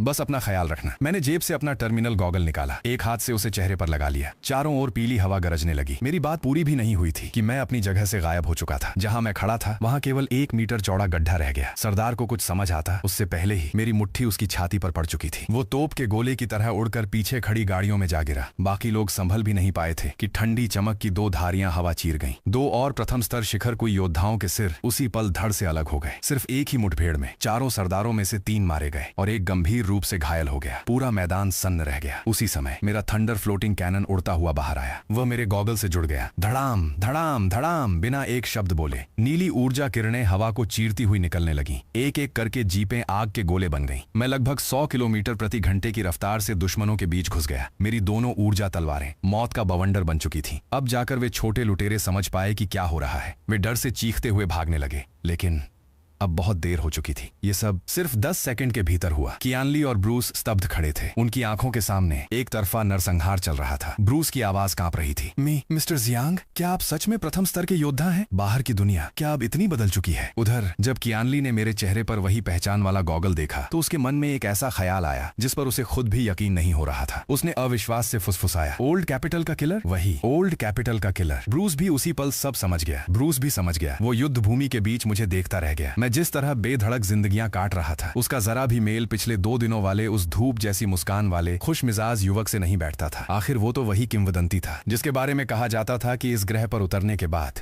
जिस भी गिरोह से उसका सामना हुआ, चाहे सामने प्रथम स्तर का योद्धा हो या द्वितीय स्तर का, चाहे दुश्मन कम हो या ज्यादा, उसने एक भी जिंदा नहीं छोड़ा। ऐसा इंसान तो खून की प्यास से भरा, डरावना और हमेशा हत्या की आभा से घिरा होना चाहिए था। लेकिन मैं बिल्कुल वैसा नहीं था। 5 मिनट भी नहीं लगे और लड़ाई खत्म हो गई। मैंने कुछ मिनट लगाकर सारी युद्ध लूट समेट ली। फिर उस लुटेरे सरदार के पास पहुंचा जिसमें अभी भी आखिरी सांस बाकी थी। मैंने उसे हल्के से पैर मारा और कहा, ये अपराध मुद्रा, तुम लोगों का रास्ता शुल्क समझ लो। शुक्रिया कहने की जरूरत नहीं। इतना कहकर मैंने पास पड़ी एक लाश से एक हथगोला उठाया, उसकी सेफ्टी पिन निकाली और उसके पैरों के पास फेंक दिया। धड़ाम! मैंने अपना गॉगल उतार दिया। मूल ऊर्जा की एक लहर पूरे शरीर में दौड़ी और मेरे कपड़ों पर लगा सारा खून झटक कर दूर हो गया। फिर मैंने वही धूप जैसी मुस्कान चेहरे पर वापस ला दी। मैं दोनों के पास लौट आया, मुस्कुराकर बोला, इंतजार करवाने के लिए माफ करना। सोचा था इन गरीबों के पास थोड़ा ज्यादा माल होगा, लेकिन पूरी तलाशी लेने के बाद भी सिर्फ 50,000 से थोड़ी ज्यादा अपराध मुद्रा मिली। कियानली ने होंठ खोले। उसके मन में हजारों बातें थीं, लेकिन आखिर में बस इतना ही निकला। 50,000? उसकी नजर में इस शहर में 50,000 अपराध मुद्रा से बहुत कुछ किया जा सकता था। मैं मुस्कुराया। अच्छा है, आगे मुझे काफी खर्चा होने वाला है। मैंने आगे वाली सीट का दरवाजा खोला। फिर अब भी स्तब्ध खड़े ब्रूस से कहा, चलो ब्रूस। ब्रूस ने धीरे से जवाब दिया, ठीक है। तीनों फिर से सफर पर निकल पड़े। गाड़ी का माहौल अजीब तरह से फिर पहले जैसा शांत हो गया। मैं बीच बीच में कोई न कोई बात छेड़ देता। कियानली छोटे छोटे जवाब देती, मानो अभी अभी हुई वो लड़ाई सिर्फ एक सपना रही हो। लेकिन मेरे चेहरे की ओर देखते हुए, जिस पर इतनी भीषण लड़ाई के बाद भी वही साफ उजली मुस्कान थी, कियानली का मन पूरी तरह उथल पुथल में था। अगली सुबह हम आखिरकार शहर पहुंच गए। दूर फैले उस विशाल महानगर को देखते ही मैं अनायास बोल पड़ा, वाह! मेरे सामने एक विशाल साइबरपंक शैली का शहर फैला हुआ था। अव्यवस्था, खुरदुरापन, पागलपन और आजादी। हर तरह की अनियमित इमारतें, बेतरतीब ऊंची इमारतें एक दूसरे पर जैसे ढेर कर दी गई थीं। ऊपर बने पैदल मार्ग और उलझे हुए यातायात के रास्ते मकड़ी के जाल की तरह पूरे शहर को जोड़ रहे थे। चारों तरफ चमकते होलोग्राम पागलपन भरी रोशनी फैला रहे थे। शहर के हर कोने से काला धुआं उठ रहा था और आसमान में 3 विशाल ग्रह कक्षा, रक्षा, युद्धपोत हर कैदी के सिर पर लटकती डेमोक्लीस की तलवार जैसे दिखाई दे रहे थे। मैं धीरे से बुदबुदाया, यही है शहर। फिर मैंने पूछा, अंदर जाने के लिए क्या शर्तें हैं? कियानली ने समझाया, कोई शर्त नहीं है, लेकिन पहचान पंजीकरण जरूरी है। यहाँ लगभग 90% दुकानें और बाजार सिर्फ किसी गिरोह की पहचान या आधिकारिक प्रमाणन को ही मानते हैं। स्पार्क गैंग की पहचान बहुत प्रतिष्ठित नहीं है, लेकिन हम गुप्त रूप से कई छोटे मोटे गिरोहों और ब्लैकस्टोन इलाकों को नियंत्रित करते हैं, इसलिए तुम्हें इसकी चिंता करने की जरूरत नहीं। मैंने फिर पूछा, और ब्लैक क्रैब गैंग? कियानली ने जवाब दिया, ब्लैक क्रैब गैंग हमेशा तटस्थ रहता है। वे सिर्फ व्यापार करते हैं। क्योंकि उनके पास जो तकनीक है वो बहुत शक्तिशाली है, इसलिए जुइदुओ अधिकतम की परिषद हमेशा उन्हें निशाना बनाती रहती है। चियानलिन थोड़ी देर झिझकी, फिर बोली, वैसे मैंने सुना है कि प्रतिभाशाली मैकेनिकों को अपनी ओर खींचने के लिए उन्होंने कई पूरी बेसिक मैकेनिकल टेक्स्ट बुक्स भी बांटी हैं। Basic text books? ये सुनते ही मैं भीतर से खुशी से भर उठा। मेरे लिए ये किसी भी हाई लेवल ब्लूप्रिंट से कहीं ज्यादा महत्वपूर्ण थी। बहुत बढ़िया, मुझे वही बेसिक टेक्स्ट बुक्स चाहिए। चियानलिन थोड़ी निराश हुई। ऐसा लगा जैसे उसने मन ही मन सोचा, तो तुम सच में मैकेनिक नहीं हो? फिर भी उसने तुरंत सिर हिलाकर कहा, कोई समस्या नहीं, हमने ऐसी काफी किताबें इकट्ठा कर रखी हैं। मैंने ज्यादा नहीं सोचा। कुछ पल विचार करने के बाद बोला, मुझे पहले तुम्हारे नियंत्रण वाले ब्लैक मार्केट तक छोड़ दो, बाकी मैं खुद घूम कर देख लूंगा। ठीक है। चियानलिन ने राहत की सांस ली। कुछ ही देर बाद हमारी जीप एक जर्जर इमारत के सामने आकर रुक गई। उसने कहा, यह मिंगहुओ ब्लैक मार्केट है। ये सीधे हमारे शिनहुओ गैंग के नियंत्रण में है। अगर तुम्हें हमसे संपर्क करना हो तो लाल धारियों वाला काला चोगा पहने किसी भी व्यापारी को ढूंढ लेना और मेरा नाम बता देना। मैंने सिर हिलाया। उससे विदा लेकर मैंने अपना धूसर चोगा पहना और एक पुरानी रिहायशी इमारत के तहखाने में उतर गया। चियानलिन द्वारा बताए गए तरीके के अनुसार मैंने एक खराब पड़ी लिफ्ट के सामने खड़े होकर बटन लगातार 15 बार दबाया। घर।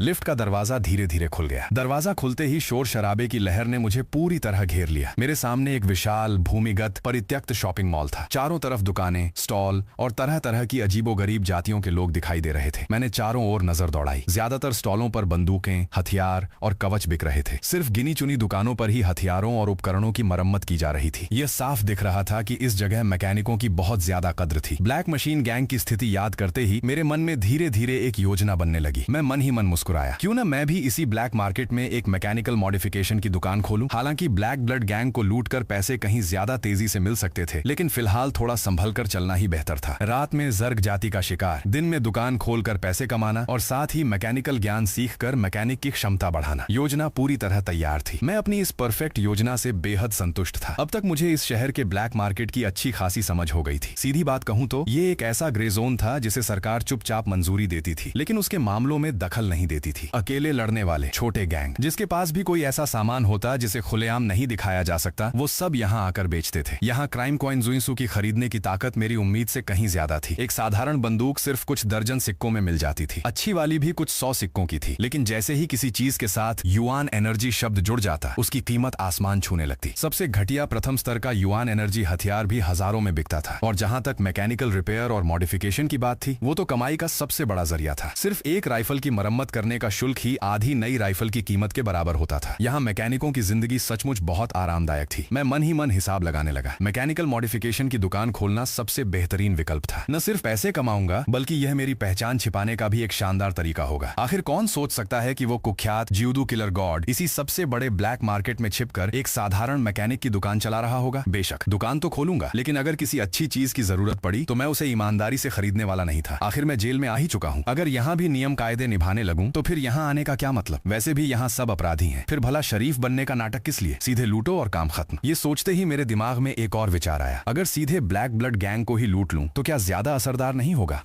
बस यही तय रहा। बाकी बड़े गैंग मेरे अनुभव EXP के पैकेट होंगे और ब्लैक ब्लड गैंग मेरा संसाधनों का पैकेट। सबका भविष्य उज्जवल रहेगा। श्री जियांग, आपकी पहचान का प्रमाण पत्र तैयार हो गया है। मैं एक कोने में टिककर अपने अगले बड़े प्लान के बारे में सोच ही रहा था कि पीछे से एक आवाज सुनाई दी। मुझे पहले से ही उसके आने का एहसास हो चुका था। मैंने मुड़कर देखा, वह लाल धारियों वाला काला चोगा पहने हुए आदमी था। इतनी जल्दी? मैं थोड़ा हैरान हुआ। सिर्फ 3 घंटे ही तो हुए थे। वह विनम्रता से झुककर बोला, आपकी आवश्यकता हमारे लिए सर्वोच्च प्राथमिकता है। हम पूरी कोशिश करते हैं। उसका रवैया बेहद सम्मानपूर्ण था। उसने मुझे एक सुंदर नेटवर्क टर्मिनल सौंपते हुए कहा, इसके अलावा आंतरिक मामलों की अधिकारी चियानलिन और हमारे प्रमुख आपसे मिलकर कुछ बात करना चाहते हैं। बेशक ये कोई अनिवार्य अनुरोध नहीं है। मैंने टर्मिनल हाथ में लिया और हल्का सा भौं उठाई। पहले काम फिर अनुरोध। इन नए साथियों ने काफी ईमानदारी दिखाई थी। ऐसे में मैं भी उनकी इज्जत रखने से कैसे मना कर सकता था। अपनों का दिल भी जीतना था। फिर मैं अभी अभी यहाँ आया था। अगर मैं शिनहुओ गैंग की जानकारी और संसाधनों का सहारा ले सकूं तो बहुत सी चीजें आसान हो जाएंगी। ये सोचकर मैं मुस्कुराया। चलो रास्ता दिखाओ। बहुत बहुत धन्यवाद। काले चोगे वाला आदमी खुशी से भर गया और तुरंत आगे आगे चलने लगा। गाड़ी ब्लैक मार्केट से निकली। काफी देर तक उबड़ खाबड़ रास्तों से गुजरने के बाद हम आखिरकार ऐसी इमारतों के समूह में पहुंचे जो किसी काउलून वॉल्ड सिटी जैसे लग रहे थे। कई मोड़ और संकरी गलियां पार करने के बाद हम एक भूमिगत स्थान में पहुंचे। श्री जियांग, आगे ही शिनहुओ गैंग का मुख्यालय है। काले चोगे वाले ने दरवाजा खोला। दरवाजा खुलते ही नारंगी रोशनी बाहर फैल गई। मेरे सामने एक बार था, करीब 2000 वर्ग मीटर का पूरी तरह व्यवस्थित भूमिगत बार। मैं थोड़ा हैरान रह गया। मैंने तो सोचा था कि किसी विद्रोही संगठन का मुख्यालय किसी सैन्य किले जैसा होगा, लेकिन यहाँ तो इस शहर की पूरी शैली दिखाई दे रही थी। श्री जियांग! बार काउंटर के पीछे से एक जानी पहचानी आवाज आई। मैंने मुड़कर देखा और हंस पड़ा। ब्रूस, यहाँ आने के बाद भी वही पुराना काम कर रहे हो? ब्रूस गिलास साफ करते हुए बोला, क्या करूं, फिलहाल मेरे लिए और कोई काम नहीं है। हाल में शहर की परिषद हमारी गतिविधियों पर बहुत सख्ती कर रही है। मैंने हल्का सा सिर हिलाया, लेकिन मन में सवाल उठा, आखिर शहर की परिषद शिनहुओ गैंग को इतनी बुरी तरह क्यों दबा रही है? तभी पीछे से एक जोरदार हंसी सुनाई दी। हा, तो आप ही मशहूर judo killer god Shri Jiang Shao हैं? मैंने पीछे देखा। एक मध्यम आयु का आदमी धूसर कपड़े पहने चियानलिन के साथ मेरी ओर आ रहा था। उसने दूर से ही हाथ बढ़ा दिया। मैं ली युआन हूँ, शिनहुओ गैंग का नेता। आपने हमारी बहुत मदद की है। आगे कभी किसी भी चीज की जरूरत पड़े बेझिझक बताइए। मैंने उससे हाथ मिलाया। आदतन मैंने उस पर स्कैन कर दिया। ली युआन, जातीय जीन 78% याजिन मानव, स्तर द्वितीय चरण शिखर, स्थिति गंभीर घायल, युआन एनर्जी 78/98। मेरे मन में हलचल मच गई। कितना शक्तिशाली! इतनी गंभीर चोट के बावजूद उसकी युआन एनर्जी 78 थी। इस जेल गृह पर सामने से मिले लोगों में वह अब तक का सबसे शक्तिशाली व्यक्ति था। कुछ औपचारिक बातें करने के बाद मैं सीधे मुद्दे पर आ गया। ली गैंग लीडर, बताइए आप दोनों मुझे किस बात के लिए बुलाना चाहते थे? ली युआन का चेहरा गंभीर हो गया। भारी आवाज में बोला, हम चाहते हैं कि आप एक व्यक्ति को बचाएं। शी गुआंग, यार सोफी। वह इस समय हमारे शिनहुओ गैंग का सबसे शक्तिशाली योद्धा है, लेकिन फिलहाल उसे शहर की परिषद ने कासार स्ट्रीट जोन में पूरी तरह घेर रखा है। उसने गहरी सांस ली और अपनी शर्त रखी, अगर आप उसे सुरक्षित वापस ले आएं तो हमारे पूरे संसाधन भंडार आपके लिए खोल दिए जाएंगे। जो चाहें जितना चाहें ले सकते हैं, लेकिन ये मिशन बेहद खतरनाक है। दुश्मन ने कई द्वितीय चरण एलीट योद्धा और पूरी मैकेनाइज्ड सेना वहां तैनात कर रखी है। अगर आप मना भी कर दें तब भी आप हमारे सम्मानित अतिथि रहेंगे। ये कहकर ली युआन और चियानलिन दोनों चुप हो गए। दोनों मेरे जवाब का इंतजार करने लगे, लेकिन मेरी आंखें चमक उठी। कई द्वितीय चरण एलीट मैकेनाइज्ड सेना। मेरे लिए तो यह एक परफेक्ट शिकारगाह थी। मैंने मन की खुशी दबाते हुए शांत स्वर में पूछा, पहले दुश्मन की पूरी ताकत बताइए। चियानलिन तुरंत बोली, द्वितीय चरण एलीट 5 से ज्यादा नहीं है। साधारण द्वितीय चरण योद्धा 15 से कम है। प्रथम चरण योद्धा लगभग 500 और जो सामान्य गैंग सदस्य हैं वे 10,000 से भी ज्यादा होंगे। उनकी मारक क्षमता बेहद जबरदस्त है। इस समय कासार स्ट्रीट जोन पूरी तरह युद्ध क्षेत्र बन चुका है। ली युआन ने एक पोर्टेबल टर्मिनल खोला। उसमें एक त्रिआयामी नक्शा उभर आया, लाल बिंदुओं से भरा हुआ। उसे देखकर किसी की भी खोपड़ी सुन्न हो जाए। उसने दृश्य बदला। असल खतरा ये है। स्क्रीन पर 15 विशाल टैंक दिखाई दिए। हर एक किसी इस्पाती किले जैसा था। उनकी विशाल तोपें सीधे पूरे इलाके पर तनी हुई थीं। 260 मिमी इलेक्ट्रोमैग्नेटिक रेलगन, गोले की गति 11 माख। इन्हें साफ निशाना मिल सके इसलिए आसपास की सभी इमारतें गिरा दी गई हैं। यही वजह है कि शी गुआंग अब तक बाहर नहीं निकल पाया। मेरे मन में सवाल उठा, आखिर शी गुआंग ने ऐसा क्या किया था कि उसके लिए इतनी बड़ी सेना लगा दी गई। लेकिन अगले ही पल ये सवाल और भी बड़े उत्साह में बदल गया। मेरी नजर में सबसे खतरनाक वे इलेक्ट्रोमैग्नेटिक टैंक नहीं थे, बल्कि वे सबसे आसान लक्ष्य थे। और जहां तक उन कुछ द्वितीय चरण एलीट्स का सवाल था, अगर मुझे कुछ दिन और विकसित होने का समय मिल जाए तो वे कोई समस्या नहीं रहेंगे। मैंने आखिरी बार पूछा, कोई समय सीमा? ली युआन कुछ पल चुप रहा, फिर असहाय होकर बोला, अधिकतम 15 दिन। मैंने बिना एक पल गंवाए कहा, मैं तैयार हूँ। ली युआन कुछ कह ही रहा था। मुझे पता है कि यह अनुरोध थोड़ा, लेकिन वो बीच में ही रुक गया। वो और चियानलिन दोनों मुझे अविश्वास से देखने लगे। आपने मान लिया? मैंने बस इतना कहा, यह काम मुझ पर छोड़ दीजिए। मैंने ज्यादा सफाई नहीं दी। फिर बोला, हाँ लेकिन अभी मुझे तुम लोगों की एक मदद चाहिए। कहिए। ली युआन तुरंत उत्साहित हो गया। मैंने कहा, मैं ब्लैक मार्केट में एक मैकेनिकल वर्कशॉप खोलना चाहता हूँ। अगर हो सके तो कुछ बुनियादी उपकरण भी चाहिए। ये तो आसान है। ली युआन ने सिर हिलाया। मैं अभी देखता हूँ कि कोई उपयुक्त जगह खाली है या नहीं। तभी चियानलिन बीच में बोली, जरूरी है कि वो दुकान ही हो? अगर एक छोटी मैकेनिकल वर्कशॉप मिले तो? मैं तुरंत खुश हो गया। ये तो उम्मीद से भी बेहतर था। बिल्कुल, चियानलिन ने समझाया। करीब 500 वर्ग मीटर की एक पूरी मैकेनिकल वर्कशॉप है। बुनियादी सुविधाएं पूरी हैं। असल में वो हमारे लिए एक मैकेनिक को भर्ती करने के लिए तैयार की गई थी, लेकिन बाद में वो आदमी गद्दारी करके ब्लैक ब्लड गैंग में चला गया। वे सारे उपकरण हमें बड़ी मुश्किल से मिले थे, इसीलिए आज तक उन्हें बेचा नहीं। सबसे महत्वपूर्ण बात, वो जगह लोंगिया गैंग और कुई गैंग के इलाके के बिल्कुल पास है। हम ये गारंटी नहीं दे सकते कि वहाँ आपको कोई परेशान नहीं करेगा। और उसके ठीक बगल में ही कासार स्ट्रीट जोन है। मैंने बिना सोचे कहा, बस वही जगह चाहिए। फिर जोड़ा, वैसे भी वहाँ से मुझे कासार स्ट्रीट की गतिविधियों पर नजर रखने में आसानी होगी। ली युआन ने देखा कि मेरा निर्णय अटल है, इसलिए उसने और समझाना उचित नहीं समझा। चियानलिन जैसे पहले से ही यही उम्मीद कर रही थी। उसने पूछा, श्री जियांग, आप थोड़ी देर यहीं रुकना चाहेंगे या अभी वर्कशॉप देखने चले? मैंने तुरंत जवाब दिया, अभी चलते हैं। 1 घंटे बाद मैं ब्लैक मार्केट के कोने में बनी 2 मंजिला धूसर इमारत के सामने खड़ा था। दीवारों पर गोलियों के अनगिनत निशान थे। यहाँ तक कि एक जगह विस्फोट से बना किसी जीव का धुंधला आकार भी कंक्रीट पर स्थायी छाप की तरह उभर आया था। पूरा दृश्य किसी अजीब भित्ति चित्र जैसा लग रहा था। मुझे ये जगह पहली नजर में ही पसंद आ गई। चियानलिन ने एक भारी भरकम चाबी से धातु का दरवाजा खोला। एक एक करके सारी लाइटें जल उठी। वो मुझे अंदर दिखाते हुए बोली, पहली मंजिल पर बुनियादी मरम्मत के उपकरण हैं। दूसरी मंजिल मुख्य कार्य क्षेत्र है। वहाँ मशीनिंग सेंटर, त्रिआयामी धातु प्रिंटर, औद्योगिक भट्ठी और हाइड्रोलिक प्रेस मौजूद है। फिर उसका चेहरा गंभीर हो गया, लेकिन ये सब सिर्फ गृह स्तरीय सभ्यता के सिविलियन ग्रेड उपकरण हैं। इनसे विशेष मिश्र धातुएं, स्पेशल अलॉय तैयार नहीं की जा सकती। नई पीढ़ी के औद्योगिक तकनीक पर बहुत सख्त नियंत्रण है। अगर कोई भी गैंग सीमा पार करने की कोशिश करता है तो उस पर सीधे कक्षीय ऑर्बिटल हमला कर दिया जाता है। मैं समझ गया। मैंने सिर हिलाया, लेकिन मन ही मन मैं किसी और ही बात की योजना बना रहा था। चियानलिन ने मुझे एक चिप थमाई। इसमें आपके लिए पूरी बेसिक मैकेनिकल सामग्री और सभी उपकरणों के संचालन मैनुअल हैं और शी गुआंग को बचाने का काम अब आपका आए भरोसे है। चियानलिन के जाने के बाद मैंने तुरंत दरवाजा बंद कर दिया, फिर चिप को अपने टर्मिनल में लगा दिया। अगले ही पल स्क्रीन पर एक के बाद एक फाइलें खुलने लगी। बेसिक मैकेनिकल सिस्टम, टॉलरेंस विश्लेषण और कटिंग अवशेष, बेसिक डेटा मॉडलिंग और ऐसी ही दर्जनों तकनीकी फाइलें। मेरे सामने जानकारी का मानो समंदर खुल गया। पहले मुझे लगा था कि इन्हें समझने में बहुत समय लगेगा, लेकिन जैसे ही मेरी उंगलियां स्क्रीन पर स्क्रॉल करने लगी, मेरे चेहरे का भाव धीरे धीरे बदलने लगा। 10 मिनट भी नहीं हुए थे और मैं पूरी बेसिक ज्योमेट्री और गणित की सामग्री पढ़ चुका था। वे सभी जटिल सूत्र, सिद्धांत और प्रमेय मेरे दिमाग में इतनी स्पष्टता से बैठ गए थे कि मैं उनके उदाहरण भी तुरंत दे सकता था। मुझे खुद पर यकीन नहीं हो रहा था। अगर पहले मेरे पास यह प्रतिभा होती तो शायद मैं थ्योरेटिकल फिजिक्स की भी परीक्षा पास कर लेता। मैं अपने आप से बुदबुदाया, ये मैकेनिक टैलेंट तो सच में कमाल का है। उसी क्षण मेरे सामने सिस्टम का एक नया पैनल उभर आया। मैकेनिक विशेषज्ञता कार्य, बेसिक ज्योमेट्री और गणित अध्ययन पूर्ण, प्रोफेशन अनुभव 100, basic profession skill unlock, basic mechanical processing 1 अप्रैल। मैं कुछ क्षणों के लिए स्तब्ध रह गया। अगले ही पल मेरे चेहरे पर खुशी फैल गई। तो बात यह थी कि सिस्टम का यह फंक्शन लोड नहीं हुआ था, बल्कि मुझे उसका ट्रिगर कंडीशन ही नहीं मिला था। मैंने बिना एक पल गंवाए बाकी की सारी सामग्री पढ़नी शुरू कर दी। करीब 2 घंटे बाद एक और सिस्टम सूचना मेरे सामने उभरी। मैकेनिक विशेषज्ञता कार्य, टॉलरेंस एनालिसिस और कटिंग पैरामीटर्स अध्ययन पूर्ण, प्रोफेशन अनुभव 200, बेसिक प्रोफेशन स्किल प्राप्ति प्रगति, बेसिक मैकेनिकल प्रोसेसिंग 2 अप्रैल। मैंने समय देखा, रात हो चुकी थी। पढ़ाई फिलहाल यहीं रोकनी होगी। मैंने अपना पर्सनल पैनल खोला और मंगडू रेंजर गिरोह से मिले 3000 मानसिक ऊर्जा, स्पिरिट एनर्जी, अनुभव अनुभव, अंक एक साथ इस्तेमाल कर दिए। एक गर्म धारा मेरे मस्तिष्क में समा गई। चक्कर आने जैसा एहसास कुछ ही क्षणों में गायब हो गया और उसकी जगह पहले कभी महसूस न हुई स्पष्टता ने ले ली। मानसिक ऊर्जा शक्ति 39। ये पहले स्तर के एलीट मानसिक शक्ति के बराबर थी। मैंने अपनी युआन एनर्जी युद्ध तलवार निकाली और उसमें दूत डेटा प्रवाहित करने की कोशिश की। बस एक पल में ही तलवार के भीतर की ऊर्जा सर्किटें चमकते हुए लाल रंग में बदल गईं। उससे निकलने वाली उग्र ऊर्जा इतनी तीव्र थी कि मेरी त्वचा तक हल्की सी चुभन महसूस करने लगी। बहुत बढ़िया। मैंने फिर से अपना धूसर चोगा पहना, हथियार उठाए और कार्यशाला से बाहर निकल गया। आज रात मुझे पहले कासार स्ट्रीट क्षेत्र की स्थिति का पता लगाना था। साथ ही यह भी देखना था कि मेरा दूत डेटा परिषद की यांत्रिक सेना के खिलाफ कितना प्रभावी है। रात के अंधेरे में मैं एक परछाई की तरह बिना कोई आवाज किए आगे बढ़ता गया। कासार स्ट्रीट के बाहरी इलाके में पहुंचकर मैंने अपने टर्मिनल के विजर से दूर का दृश्य बड़ा करके देखा। सर्च लाइटें तलवारों की तरह रात के आकाश को चीर रही थीं। सैकड़ों ड्रोन इमारतों के बीच लगातार गश्त कर रहे थे। सड़कों पर पूरी तरह हथियारबंद सैनिक तैनात थे। उनके हाथों में मौजूद T-20 इलेक्ट्रोमैग्नेटिक राइफलें किसी भी एलीट योद्धा को मार गिराने के लिए पर्याप्त थीं। लेकिन मेरी नजर आखिरकार 1000 मीटर दूर खड़े उस विशाल इलेक्ट्रोमैग्नेटिक टैंक पर टिक गई, जो किसी इस्पाती दैत्य जैसा दिखाई दे रहा था। मैंने धीमे से कहा, काफी भद्दा बनाया है, किसी नौसिखिए मैकेनिक का काम लगता है। मैंने नजरें हटाईं और सामने फैले कई 100 मीटर चौड़े खाली अलगाव क्षेत्र को देखा। मुझे पूरा यकीन था कि यहाँ तरह तरह के सुरक्षा उपकरण बिछे होंगे, लेकिन मेरे लिए यह कोई बड़ी बात नहीं थी। मैंने दूत डेटा सक्रिय किया और बिना जल्दबाजी किए उस मौत के मैदान में कदम रख दिया। एक छिपा हुआ ट्रिगर अलार्म मेरी संवेदनाओं में आ गया। दूत डेटा तुरंत उसमें घुस गया। कई डेटा लाइनों की जानकारी मेरी आंखों के सामने उभर आई। मैंने बस उंगली हल्की सी हिलाई और अलार्म ने मुझे पूरी तरह अनदेखा कर दिया। 21 अलार्म डिवाइस,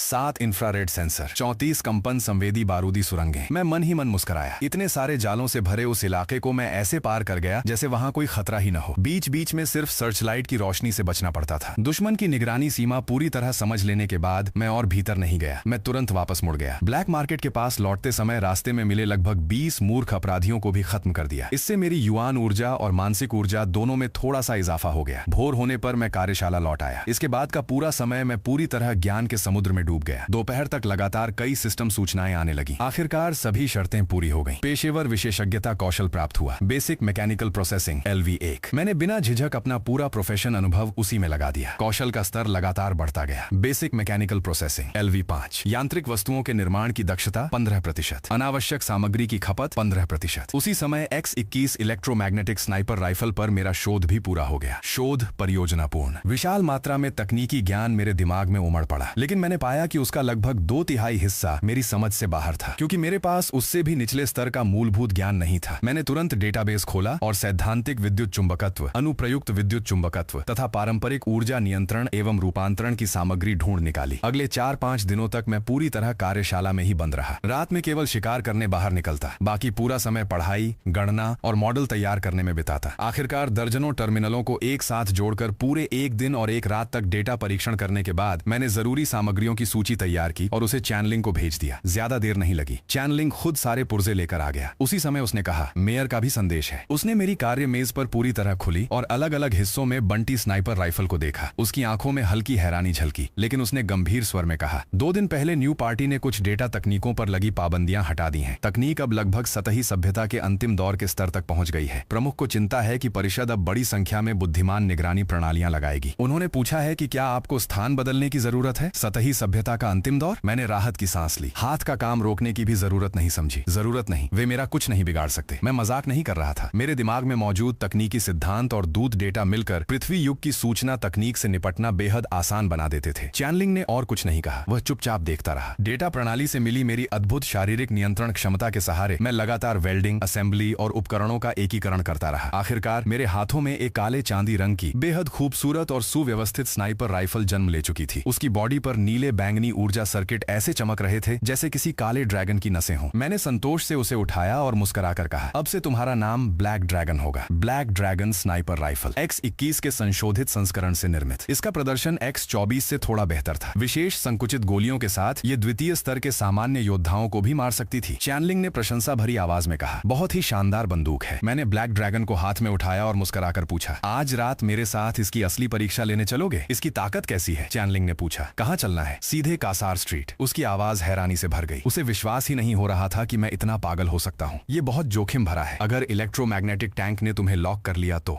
मैंने उसकी बात बीच में ही काट दी। बिल्कुल ऐसे जैसे मौसम की बात कर रहा हूँ, मैंने आराम से कहा। बस स्ट्रीट के बाहर से बंदूक आजमानी है, साथ ही तुम्हारी शिगुआंग मैडम की मदद भी हो जाएगी। जाएगी, परिषद का ध्यान थोड़ा इधर खिंच जाएगा। मैंने अपनी छाती थपथपाई और मुस्कुराया। जहां तक इलेक्ट्रोमैग्नेटिक टैंक की बात है, छोटी सी बात है, बस मेरे 2 मीटर के अंदर रहना। मैं गारंटी देता हूं कि जेल ग्रह की वे कबाड़ मशीनें हमें ढूंढ भी नहीं पाएंगी। चैनलिंग के चेहरे पर अविश्वास साफ दिखाई दे रहा था। आखिर उन 15 इलेक्ट्रोमैग्नेटिक टैंकों का खौफ ऐसा था कि कोई भी उन्हें हल्के में लेने की हिम्मत नहीं करता। लेकिन आखिरकार उसने दांत भींचे और मुझ पर भरोसा करने का फैसला कर लिया, उस आदमी पर जिसने कभी उच्च सभ्यता तक हथियारों की तस्करी करने की हिम्मत दिखाई थी। चलो, मैंने संतोष से सिर हिलाया। इस बार सिर्फ बंदूक की परीक्षा नहीं लेनी थी, मुझे अपनी नई खिलौना जैसी राइफल भी आजमानी थी और साथ ही उसके पीछे खड़े स्टारफायर गैंग को अपनी ऐसी मैकेनिकल क्षमता दिखानी थी जो सबको पीछे छोड़ दे। आखिर उनके नेता शिगुआंग को बचाना ही उनके साथ मेरे रिश्ते को और मजबूत करने का सबसे अच्छा मौका था। इस अभिशप्त जेल ग्रह पर मजबूती से पैर जमाने का यही सबसे बढ़िया रास्ता था। कुछ ही देर में हम कासार स्ट्रीट के बाहर एक आधी टूटी ऊंची इमारत की छत पर लेटे हुए थे। मैंने तेजी से ब्लैक ड्रैगन स्नाइपर राइफल के पैरामीटर सेट किए। उसके भीतर से आती हल्की कंपन मुझे साफ महसूस हो रही थी। ये राक्षसी हथियार, क्रेजी क्रैब, सैनिक के अवशेष, उसके टर्मिनल और X-21 स्कोप को जोड़कर बनाया गया था। इसकी बुद्धिमान गणना क्षमता मेरी कल्पना से कहीं अधिक थी। मैंने अपने पास लगभग सांस रोककर बैठे चैनलिंग की ओर देखकर मुस्कुराते हुए कहा, चिंता मत करो, मैं पहले ही जांच चुका हूं। उन कबाड़ ड्रोन का स्कैनिंग रडार हमारी परछाई तक नहीं पकड़ सकता। अब तुम्हें ब्लैक ड्रैगन का असली कमाल दिखाता हूं। मेरी आंखों में वैसी ही चमक थी जैसी किसी बच्चे की होती है जिसे नया खिलौना मिला हो। उसे देखकर चैनलिंग का तनाव थोड़ा कम हुआ, लेकिन अगले ही पल उसके पूरे शरीर में मौत जैसा भय दौड़ गया। उसने महसूस किया कि यह घातक आभा किसी और से नहीं बल्कि मुझसे और मेरे हाथ में पकड़ी उस काली चांदी की स्नाइपर राइफल से निकल रही थी। वो कुछ बोल भी नहीं पाया था कि मैंने ट्रिगर दबा दिया। धड़ाम! नीले बैंगनी रंग की बिजली जैसी चमक पल भर में गायब हो गई। संकुचित विशेष गोली 10 माख की भयानक गति से हवा चीरती हुई 2000 मीटर की दूरी एक झटके में पार कर गई। दूर खड़ा प्रथम स्तर का एक शिखर योद्धा और उसके शरीर पर लगा मिश्र धातु कवच, दोनों का ऊपरी हिस्सा एक ही विस्फोट में उड़ गया। गोली यहीं नहीं रुकी, उसने लगातार 3-4 और दुश्मनों को भेद दिया और आखिरकार दूर की इमारत से टकराकर जोरदार विस्फोट कर गई। हमला! स्नाइपर! ये कम से कम द्वितीय स्तर का युआन एनर्जी हथियार है। चिप जाओ, तुरंत हॉल मास्टर को खबर दो। चारों ओर अफरा तफरी मच गई। मैंने बैटरी की खपत देखी, सिर्फ 5%। मैं संतुष्ट होकर मुस्कुराया। सिर्फ 1 सेकंड में दोबारा चार्ज पूरा हो गया। मैंने बिना रुके दूसरी गोली चला दी। दूसरी गोली ने छिपे हुए कई दुश्मनों को उनकी दीवार समेत उड़ा दिया। मैंने लगातार 3 गोलियां और दागी। हर गोली भारी तोप जैसी गर्जना पैदा कर रही थी। उसके बाद मैंने परिणाम देखने की भी जरूरत नहीं समझी। मैंने अभी भी स्तब्ध खड़े चैनलिंग को पकड़कर तुरंत जगह बदल दी। वह हैरानी से बोला, आप सच में हथियार मॉडिफाई करना जानते हैं? मैंने ऐसे जवाब दिया जैसे ये बिल्कुल सामान्य बात हो। बिल्कुल नहीं आता तो मैं मैकेनिकल वर्कशॉप क्यों खोलता? एक ही पल में उसकी हैरानी उत्साह में बदल गई। इतनी ऊंची तकनीक! यहाँ तक कि जहाँ हर तरफ मैकेनिक भरे पड़े थे, उस ब्लैक मशीन गैंग में भी यह स्तर शीर्ष विशेषज्ञों में गिना जाता। उसने मेरी तरफ ऐसे देखा जैसे मैं आसमान से उतरा कोई उद्धार करता हूँ। मैंने उसकी भावनाओं पर ध्यान नहीं दिया, उसे साथ लेकर अगले स्नाइपिंग पॉइंट पर पहुंचा और फिर से ब्लैक ड्रैगन उठा लिया। उधर कासार स्ट्रीट में द्वितीय स्तर का एलीट कोई जाति का योद्धा लॉन्ग या अपने आदमियों पर चिल्ला रहा था, हरामजादे इंसान, बस छिपकर हमला करना जानते हो? चैनलिंग ने दूरबीन से देखा और गंभीर स्वर में कहा, वो कोई गैंग का छठा हॉल मास्टर लॉन्गिया है, द्वितीय स्तर का एलीट है, बहुत ताकतवर, हमें पीछे हट जाना चाहिए। उसकी बात पूरी भी नहीं हुई थी कि उसने देखा। मेरे होठों पर ठंडी मुस्कान उभर आई। मेरी बंदूक की नाल पर गहरे लाल रंग की बिजली इकट्ठा होने लगी। ये गोली पहले की सभी गोलियों से कहीं ज्यादा शक्तिशाली थी। उधर गरजता हुआ लॉन्ग या अचानक मौत का एहसास होते ही पलटा। उसने अपनी सारी युआन ऊर्जा फोड़ दी। दोनों हाथ सामने क्रॉस करके दहाड़ा, आजा। अगले ही क्षण गहरे लाल रंग की किरण उसके सामने आ पहुंची। उसकी ऊर्जा ढाल टूट गई, दोनों बाहें उड़ गईं, सीना धुंस गया। वो खून उगलते हुए जमीन पर गिर पड़ा, लेकिन अभी उसकी सांस बाकी थी। मैं थोड़ा हैरान हुआ, अभी जिंदा है? लेकिन मेरे हाथ नहीं रुके। मैंने लगातार 3 और गोलियां दागी। इस बार उसकी बची हुई प्रतिरोध क्षमता भी हमेशा के लिए खत्म हो गई। कोई गैंग के हॉल मास्टर द्वितीय स्तर एलीट का वध। प्राप्त अनुभव 6320। मैं मुस्कुराया। राक्षस मारने में सचमुच ज्यादा अनुभव मिलता है। मैंने चैनलिंग के कंधे पर थपकी दी। चलो, अब नहीं निकले तो सच में घेर लिए जाएंगे। वर्कशॉप लौटने के बाद चैनलिंग खुद को रोक नहीं पाया। वो बंदूक सच में द्वितीय स्तर का युआन एनर्जी हथियार नहीं थी। मैं हंस पड़ा। बिल्कुल नहीं, तुमने खुद तो देखा था कि मैंने उसे कैसे बनाया। मैं मुस्कुराते हुए राइफल खोलकर उसके पुर्जों की जांच करने लगा। मुझे अच्छी तरह पता था कि वो मेरी तकनीक समझ ही नहीं सकता। इस X-21 के पीछे छिपी विशाल तकनीकी प्रणाली को मेरे दूत डेटा ने पूरी तरह बदल दिया था। इस जेल ग्रह पर अब हथियार बनाने की कला में मेरा कोई मुकाबला नहीं था। मैंने जल्दी से गोली चलाने से हुए छोटे मोटे नुकसान की मरम्मत की और पूछा, वैसे अभी स्टारफायर गैंग की ताकत कितनी है? चैनलिंग कुछ पल झिझका, फिर सब बता दिया। 3 द्वितीय स्तर एलीट, 6 सामान्य द्वितीय स्तर योद्धा। शिगुआंग एक विशेष क्षमता वाला है। उसकी असली ताकत द्वितीय स्तर शिखर से भी ऊपर है। अगर उसके साथ विश्वासघात न हुआ होता। मैंने तुरंत पूछा, विशेष क्षमता कौन सी? कण विनाश। मैं समझ गया, इतनी जबरदस्त क्षमता वाला व्यक्ति भी इस जेल गृह में कैद था। इससे साफ पता चलता था कि स्टार इंटरस्टेलर अलायंस कितना भ्रष्ट हो चुका है। मैंने शांत स्वर में कहा, मुझे योजना बनाने के लिए 1 हफ्ता चाहिए। चैनलिंग के जाने के बाद मेरे चेहरे पर रहस्यमयी मुस्कान उभर आई। मैं अपनी दोनों द्वितीय स्तर की युआन एनर्जी तलवारों को धीरे धीरे साफ करने लगा। हालांकि अब वे मेरी ताकत नहीं बढ़ाती थी, लेकिन सामान्य हथियार के रूप में वे अब भी काफी थी। मैं ब्लैक ड्रैगन को साथ नहीं ले गया, सिर्फ दोनों तलवारें लेकर एक बार फिर शहर की रात में घुल गया। शिकार शुरू हो चुका था, लेकिन आज किस्मत कुछ खास नहीं थी। रास्ते में सिर्फ 2 अकेले कोई गैंग के गुर्गों को खत्म किया। उसके बाद सब फीका लगने लगा। वापसी के रास्ते में मैंने सिर उठाकर ब्लैकस्टोन सिटी की उस विशाल नगरी को देखा। यहाँ मानव क्यों नहीं है? मैंने मुस्कुराते हुए पूछा। कुछ पल के लिए दुकान में सन्नाटा छा गया। फिर एक कोई जाति का आदमी हंस पड़ा। इंसान? तुम खरीदने आए हो या खुद बिकने? दूसरे भी जोर से हंसने लगे। मैंने कोई जवाब नहीं दिया। मैंने धीरे से चारों ओर नजर दौड़ाई। लोहे के पिंजरों में बंद कई अर्धमानव और दूसरी जातियों के कैदी थे, लेकिन एक भी इंसान दिखाई नहीं दिया। मेरे चेहरे की मुस्कान और भी गहरी हो गई। मैंने अपनी जेब से टर्मिनल गॉगल्स निकाले और उन्हें अपनी आंखों पर पहन लिया। फिर धीरे धीरे अपनी टोपी उतारी। मैंने तर्जनी होठों पर रखकर धीमे से कहा,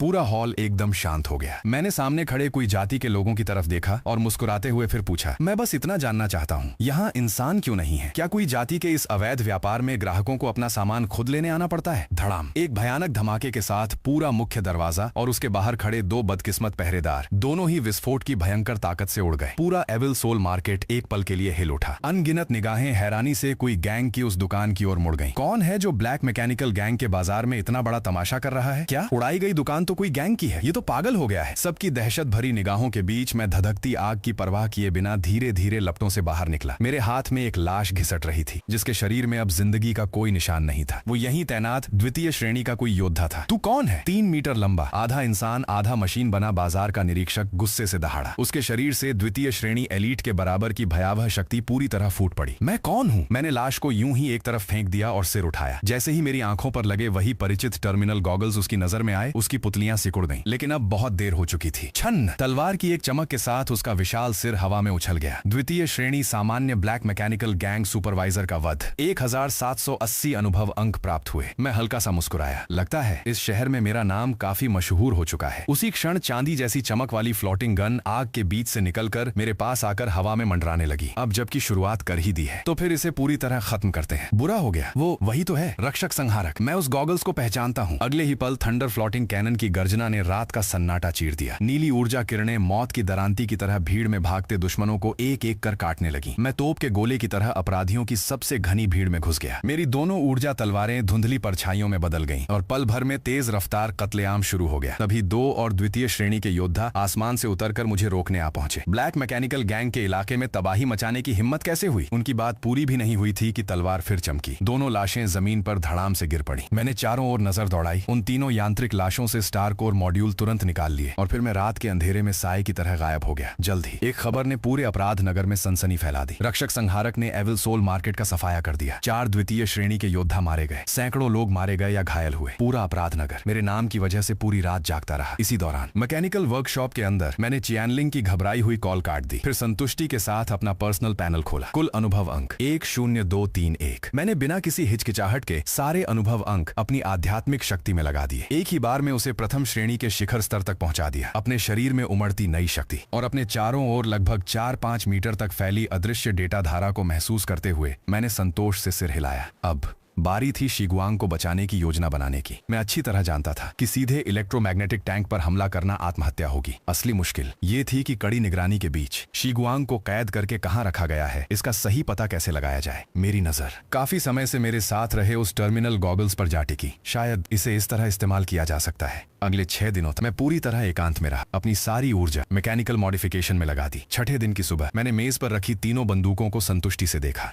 वे थीं ब्लैक ड्रैगन स्नाइपर राइफल का उन्नत संस्करण, भीड़ साफ करने के लिए एक इलेक्ट्रोमैग्नेटिक राइफल और एक हैंड कैनन जो प्लाज्मा विस्फोटक गोले दाग सकती थी, जो एक ही वार में द्वितीय श्रेणी के सामान्य योद्धा को मार गिराने के लिए पर्याप्त थी। लेकिन सबसे महत्वपूर्ण उपलब्धि वह विशेष रूप से संशोधित टर्मिनल गॉगल्स थे। अब वे किसी विशेष जीव के जीवन संकेत रिकॉर्ड कर सकते थे। अगर मैं कासार स्ट्रीट के सभी दूसरी जातियों के जीवन संकेत रिकॉर्ड कर लूं, तो जो एकमात्र विशेष संकेत रिकॉर्ड नहीं होगा वही शिगुआंग होगा। कहीं देर न हो जाए, इसलिए आज रात ही कार्रवाई करनी होगी। मैंने अपने हथियार उठाए और आखिरी बार उनकी जांच और समायोजन करने लगा। मेरी आंखों में एक शिकारी जैसी चमक झिलमिला रही थी।